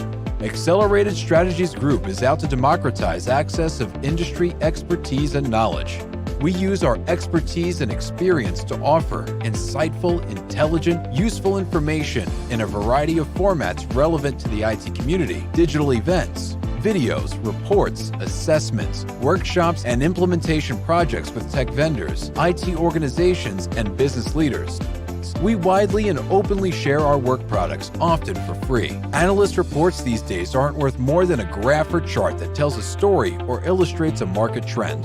We work with developers, DevOps teams, cloud architects, security engineers, and transformation leaders most every day, creating and implementing transformational strategies and technologies. We're not just thinkers, we're also doers. Hey everybody, happy Monday. Thank you for joining me today here on TechStrong TV. I'm Charlene O'Hanlon, Managing Editor at MediaOps, and I'm here with the Monday edition of the Webinars Preview. We have a lot of really great webinars coming up, both on DevOps.com and on Security Boulevard, but I thought I'd go ahead and focus on 3 specifically that are coming up on DevOps.com in the next few days. Hopefully we can get you guys there. All right, the first one I want to let you know about is called Fitting SAP into a DevOps World. This one is happening tomorrow, Tuesday, September 22nd at 9 a.m. Eastern. DevOps Unbound is one of our shows on TechStrong TV, and this webinar is actually a DevOps Unbound roundtable event. So we've got 6 panelists on this one, which is being moderated by Alan Schimmel, and they're going to talk about really what's needed to help make SAP successful and an integral part of the DevOps culture and CI/CD pipeline. So definitely one worth checking out if your organization is working with SAP technology. The next webinar is coming up Tuesday, September 22nd at 1 p.m. Eastern. This one is also on DevOps.com. It's called The New Security Perimeter, Protecting Identities and Endpoints in the Remote Work Age.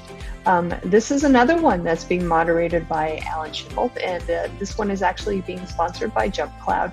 And it's a live panel discussion and Q&A session, basically talking about the future of security and user productivity. And they're going to offer up some real advice to help evaluate and elevate any organization's security posture. So with remote work being such a thing now these days because of the pandemic, this webinar is definitely one you want to check out. Make sure your security posture is as it should be within your organization. All right, the third one I want to let you know about that's happening this week is Wednesday, September 23rd. It's called Bridging Operations and Development with Observability. It's happening at 1 p.m. Eastern on DevOps.com. It's being sponsored by Datadog. And this webinar talks about how introducing monitoring and observability earlier in the software development lifecycle can help provide greater visibility for both developers and operations. And we'll also offer up some strategies to segment development and production environments with Datadog. So if you've had any issues with operations and development and observability, this is one webinar you don't want to miss. All right, that is all that I have for you today, but I'll be back tomorrow with another edition of the webinar's preview. So until then, please stay safe. Thanks, Charlene. That was great. Okay, that means it's now time for the Analyst Corner with Mitchell Ashley, with some great video, excuse me, and commentary. Mitchell, over to you.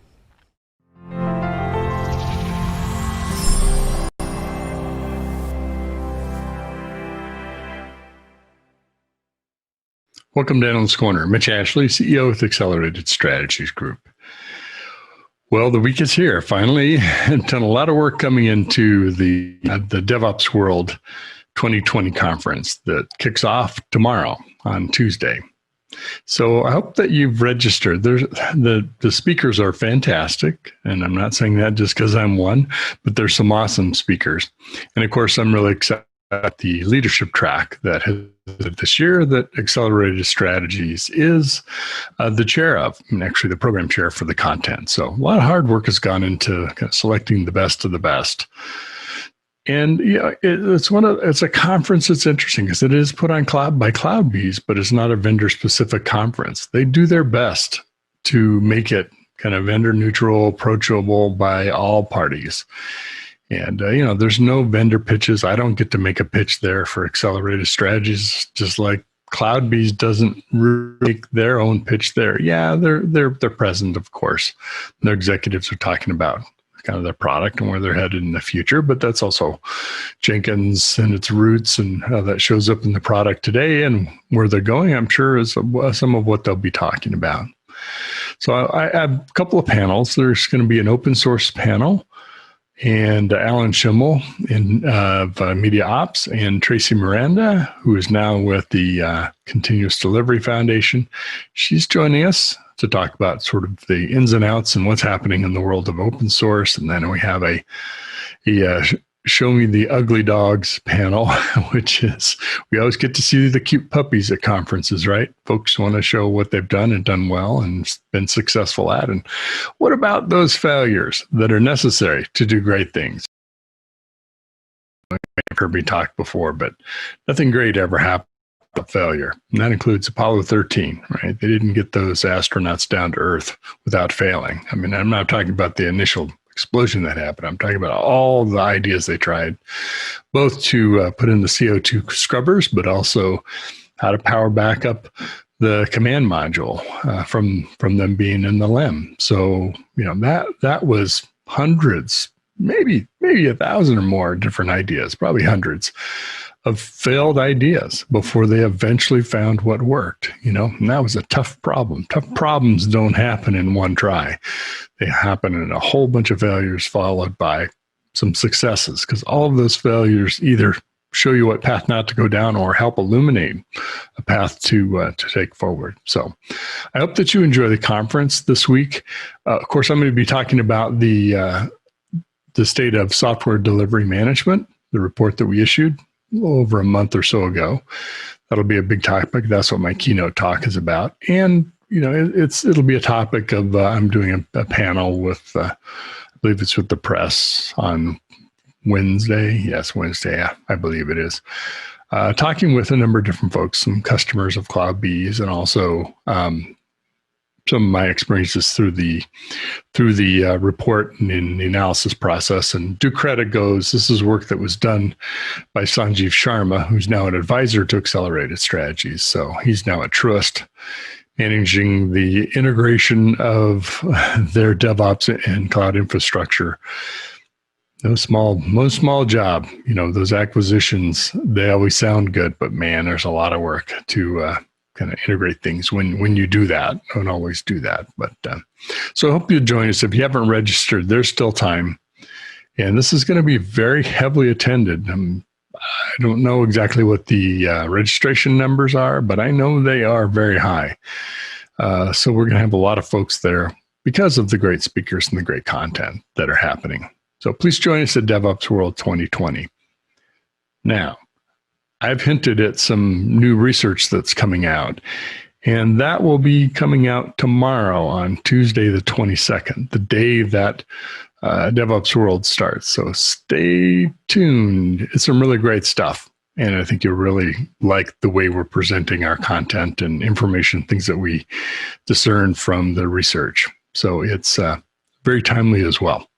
So check that out. Keep an ear out, keep an eye out, and we'll be releasing that very soon. Take care. Hiring great DevOps and cyber talent is a huge challenge for technical teams. Cloud transformation is driving demand higher. You've tried doing it yourself.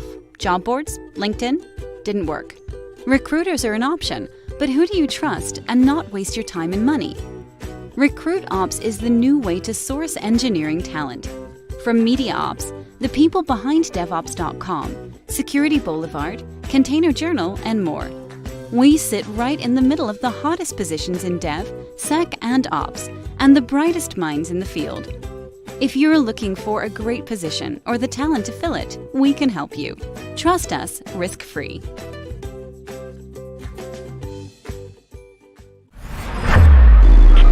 This is Digital Anarchist. Well, I'm joined by a couple of really good folks here talking about security, which is, of course, one of my favorite topics. Joined by Robert Kracek, who is Global Identity Access Management Strategies with One Identity, and Babar Amin, who's CTO West of Ping Identity. Welcome, gentlemen. Thanks, Mitch. Appreciate the invite. You bet. Robert. Hi, Babar. So, Robert, why don't you introduce yourself? You know, folks probably know One Identity, but let's just introduce yourself, tell a little bit about what you do and a little bit about One Identity, and then Babar, you can follow right along and do the same for Ping Identity. Sure thing.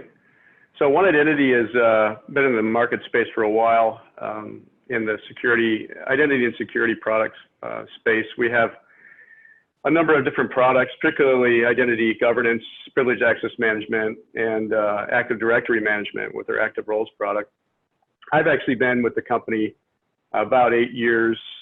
Prior to that, I worked for Dell. Prior to that, for Novell. And in my early years, I was a data security specialist in the military. So I've pretty much been doing this for nearly 30 years. It's been a heck of a journey. Some things are still the same, and some things have changed quite a bit. Problems just get more complex, I think. What a great place to start. So many great folks started in the military or in the government. So cool. Babar, how about yourself? Yeah, so this is Babar Amin. I am CTO West for Ping Identity. Ping Identity is first and foremost, identity company, and we help customers operationalize their identity and access controls. And that means everything from proofing, identification, authentication, access control, transactional security, data security, API security, and all of that path that you normally take is where Ping plays. And we do that based on both static and AI-based approaches, so that we can stay ahead of any ongoing threats and providing with MFA and other stuff. My role right now is basically helping Ping around their zero trust strategy, and looking at working with large customers to see how they can leverage what they have and how they can craft their security strategy in a manner that will help them move forward and at the same time, stay secure. And then I also specialize in our privacy and healthcare and kind of all that's open banking or API-based open transfer of information across different areas. Mm-hmm. Great, thank you both. And Babar's joining us by video or by audio only, just to make sure we had good quality. Video wasn't quite there today. So, well, let's talk about, you both had an announcement, some kind of co-opetition, to reuse that phrase. It was popular for a while, an announcement earlier this summer. Tell us about what that was, and then we kind of check in where things are at and how it's going. Yeah, I'll take that one, Mitch. So One Identity had and is retiring an access management product. So when you say co-opetition, there's really very little overlap that we have today versus a pure play IAM product vendor like Ping Identity. So back at tail end of 2018, we sat down as a leadership team and decided, what's our direction? What are we going to hyper focus on? Are there some products that are a little bit outside of our safe zone, so to speak? And one of them was our access management product. And when we took a look at some of the vendors in the space, we've been collecting over the years feedback on what type of integrations, what type of cooperation do our customers want with our products, with an access management product, and with other vendors as well. And Ping always comes up as a vendor that we need to work with to satisfy customer requirements. And also, it made sense since we were retiring our access management product to look at those vendors like Ping and some of the others to see how we could work with them to develop solutions, or at least create out-of-the-box solutions for our customers to make it easier for them to use both sets of products. Mm-hmm. Excellent. Anything you want to add to that, Babar? No, I think that was a very good explanation, and I do want to echo that there's actually in fact, zero competition. It's a good partnership and collaboration, because we like I said, we solve everything from identification, authentication, and access.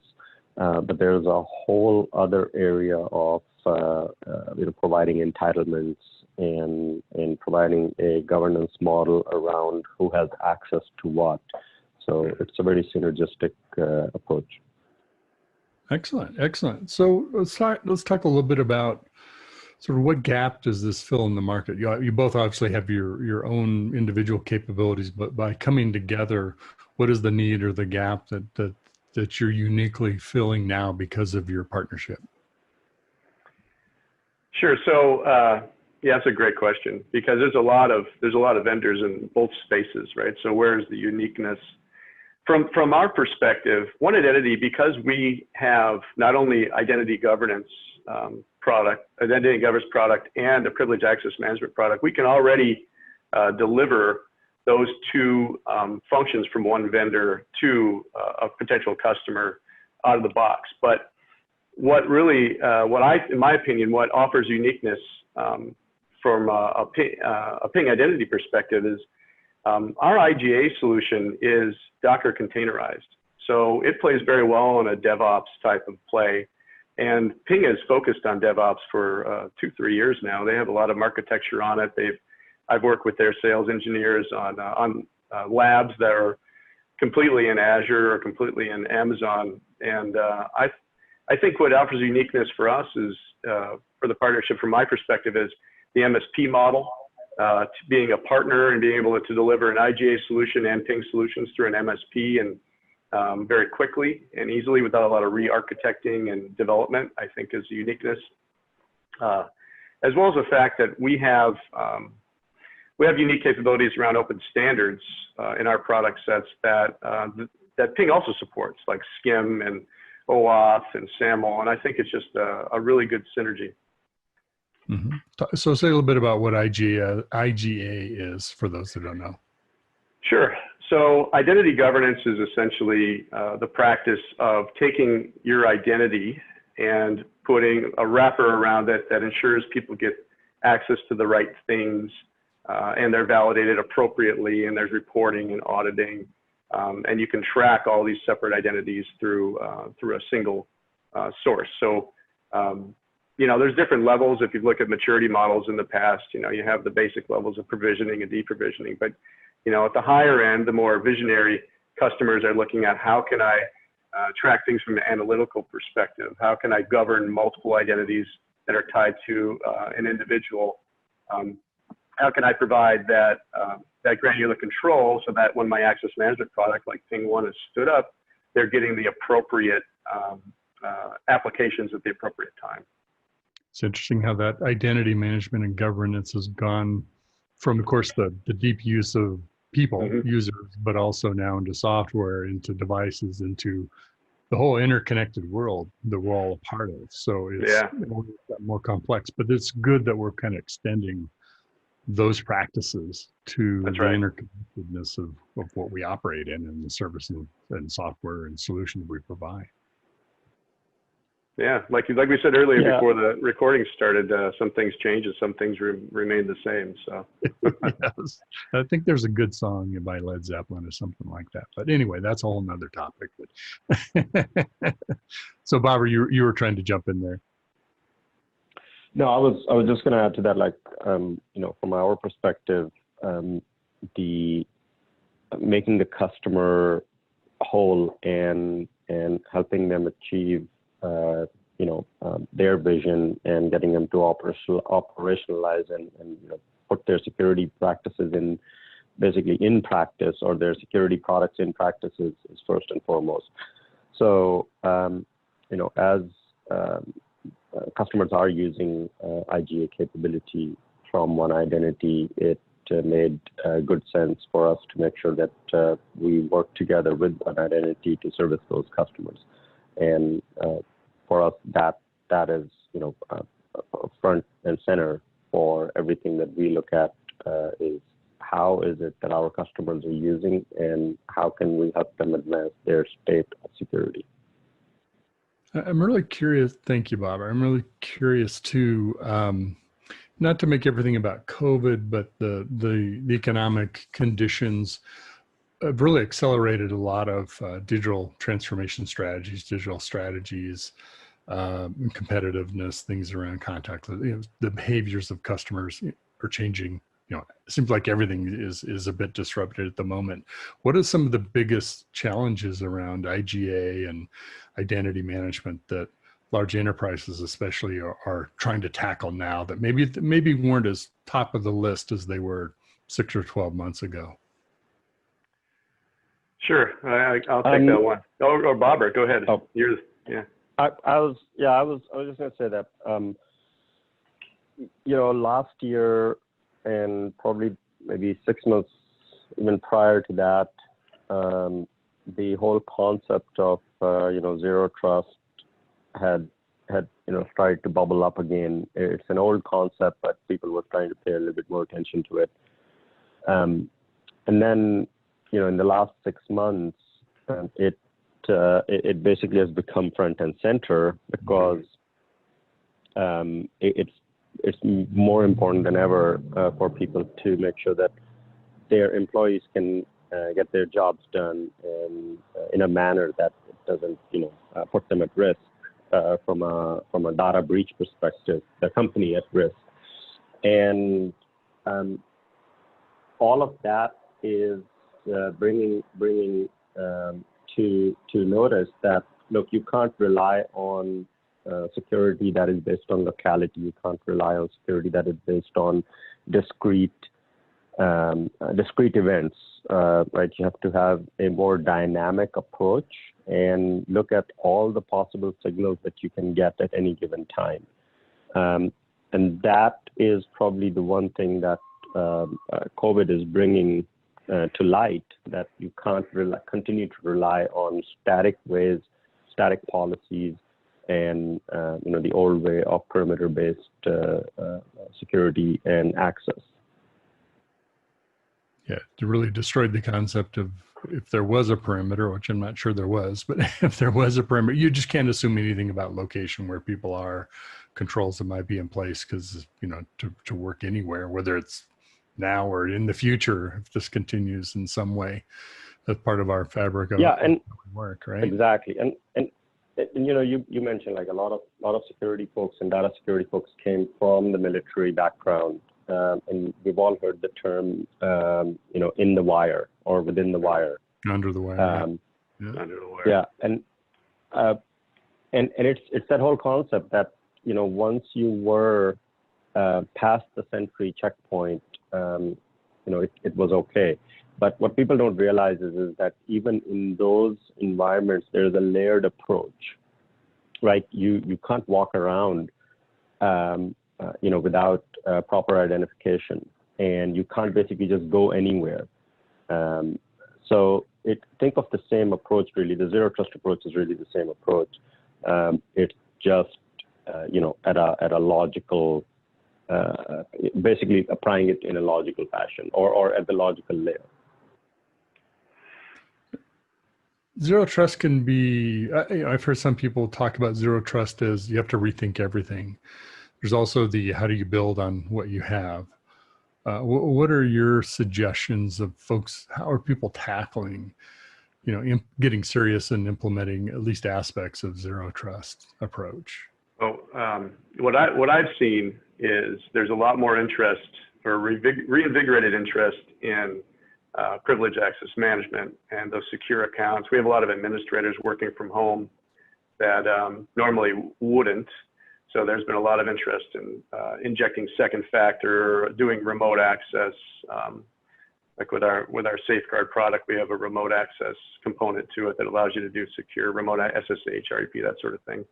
A lot more interest in that from on a larger scale. So say typically in the past, we would talk to a client and they would maybe want, you know, 100 licenses of that, or just some, you know, some, depending on their size, obviously. We're seeing a significant volume increase in their requests for that because they're realizing, oh, whoa, we have a lot more people with privileged accounts and privileged access at home now. How do we give them access so they can do their jobs? So, you know, like Bobber said, you know, way back in the day when I was in the military, we had layered control. I had a badge, had to go through a gate. There was a guy with a guard and a really big, a dog with a really big gun. And then I had a badge in again, and I had a key code, and sometimes you had two-man control. So there was already zero trust in that model. And I think that for a customer, some people may have to reevaluate their whole mindset and how they control identities and how they manage that trust relationship within the organization. And others may be at a level where they just have to reevaluate what they have and maybe make some moderate changes to their policies. So flexibility is the key, but also you need to make sure that every part of that flexible policy is secure in some way. And that's where governance comes in, right? Because then you have multiple levels of approval points and step-up authentication or step-up you know, reporting of different types of risk analytics and all sorts of things that you need to involve now. But yeah. Are there areas that organizations are scrambling to catch up because of how quickly they had to go from maybe a few hundred licenses to now we need, you know, potentially thousands or more of employees with that capability? What are the areas that now we're there where we have so many people not working inside the wire, if you will, that we've got to kind of step back and catch up or reinstitute some new things? I think it's about authentication, like we're just talking about, right? So knowing that I call them the pseudo root user or the pseudo privileged user, right? So it wasn't just the user who needed, you know, who was traditionally considered the privileged user, but you know, the person who's working your accounts receivable or accounts payable or has access to your corporate, you know, financial information. Those are all, they have some levels of privileges that now they're working from home. They're coming in from a you know, untested network. They're coming in possibly from an untested device. So how do you know who they are? How do you know what the endpoint is? How do you know the state of the endpoint? How do you know if that endpoint is properly patched? Right? Those are all consider different signals, and based on those signals, you can decide, do I want to ask them to, for a second factor, do I want to introduce friction? So those are the new technologies, is basically bringing in more dynamic policies for access, because then that turns around and triggers either multi-factor or some other factors that some other mechanisms, or look for passive mechanisms like make a call out to find out if that particular endpoint is has the right reputation right in the wild. If that endpoint has been used in a bad in an attack or in some other activity in the past, because that assigns a different score to it. And if that person is trying to do a privileged operation, well, that's the risk. What are they trying to do? So they're trying to do something that has high risk with it, and the trust that they have at that particular time, might or might not be enough. So balancing that is really should be the new normal, and is really the new challenge. So I've got you both here. I want to ask you a question. It may seem a little bit off the wall, but stick with me for a moment. In the software world, folks like Netflix and others have, employed techniques around chaos engineering, right? So you build things to be, protected, stable, et cetera, in their case, and then you introduce change to try to build in resiliency, sort of the unexpected. It almost seems like the security world is ready for their equivalent of that, which might be, we have done the perimeter, we've done the layers, we've done the locking down to prevent, traversing horizontally and vertically escalating. Now it almost seems like you were talking about the layers you had to go through, and the dog and the guard and the man trap and the air gap and all those things. Kind of some of those things being introduced is there some chaos engineering that might be applicable to, the IGA or to the identity access market that could potentially help us with, we don't know the use case scenarios. They are not all discrete anymore. So you have to kind of plan on anything. What are your thoughts about that? So that's an interesting one. You're talking about a system level resilience, right? So normally that kind of chaos engineering or that kind of testing or that kind of pushing the envelope is done at the overall system level.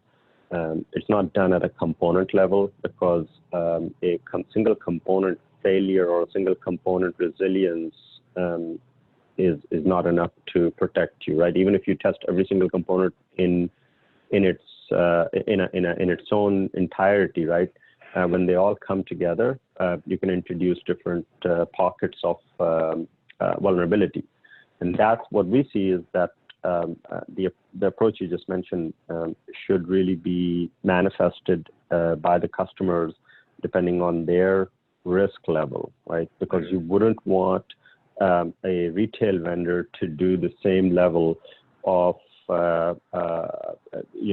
introduction of that kind of activity and take the cost burden associated with that you might want your bank to do, or that you want the national command to do for launching missiles.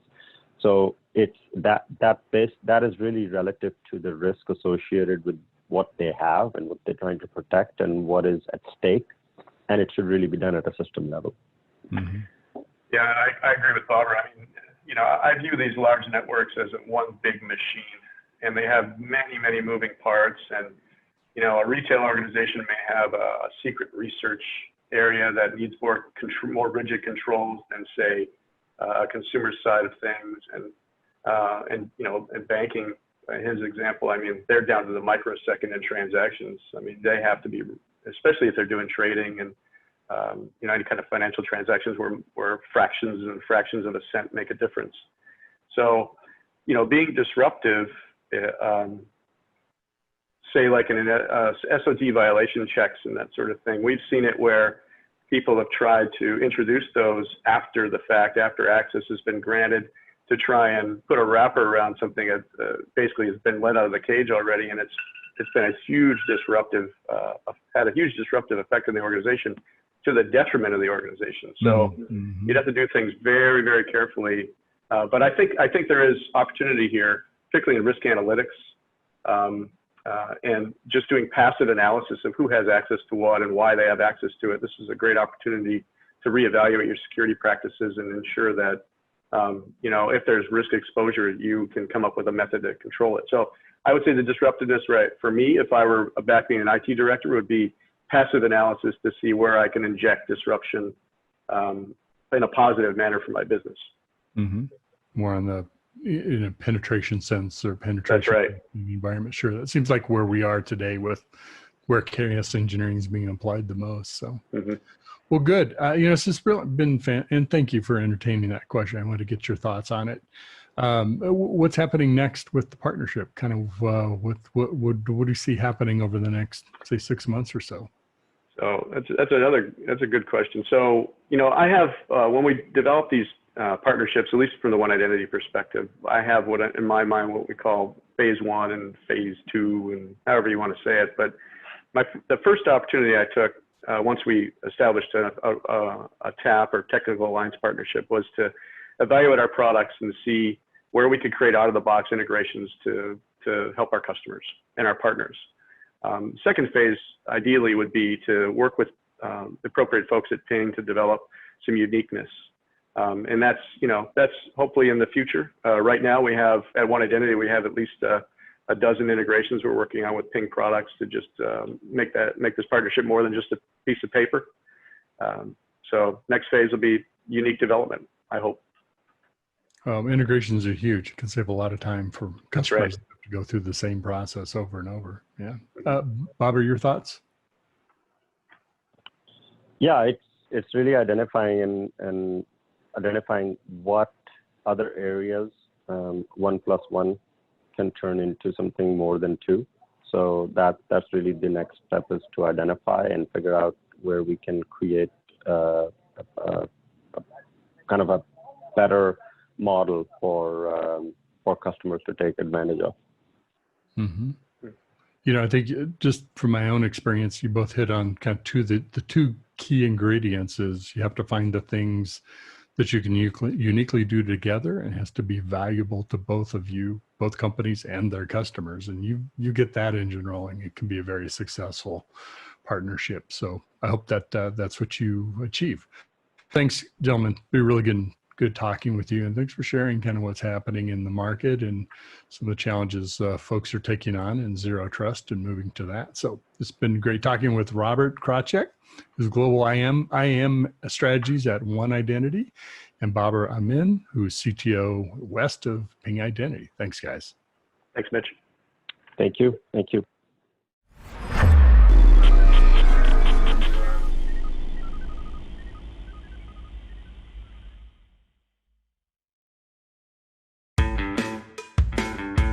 Join topic experts and peers for a Splunk virtual event. Observability to enable your digital initiatives. Are your apps and services distributed in the cloud, getting refactored as microservices, or becoming more complex? If they are, you must factor in observability. Observability is all your data to help you find unexpected failure conditions, explain why they happen, and resolve them fast. This event is about the challenges, opportunities, and best practices to successfully build observability into everything you develop, deliver, or monitor. Register today. That's going to make a wrap for today's show. Monday, September 21. Hey, guys, have a great week. It's out ahead of us. Let's make it count. We hope this week finds you happy and safe and well and strong, tech strong. This is Alan Schimmel. We're out.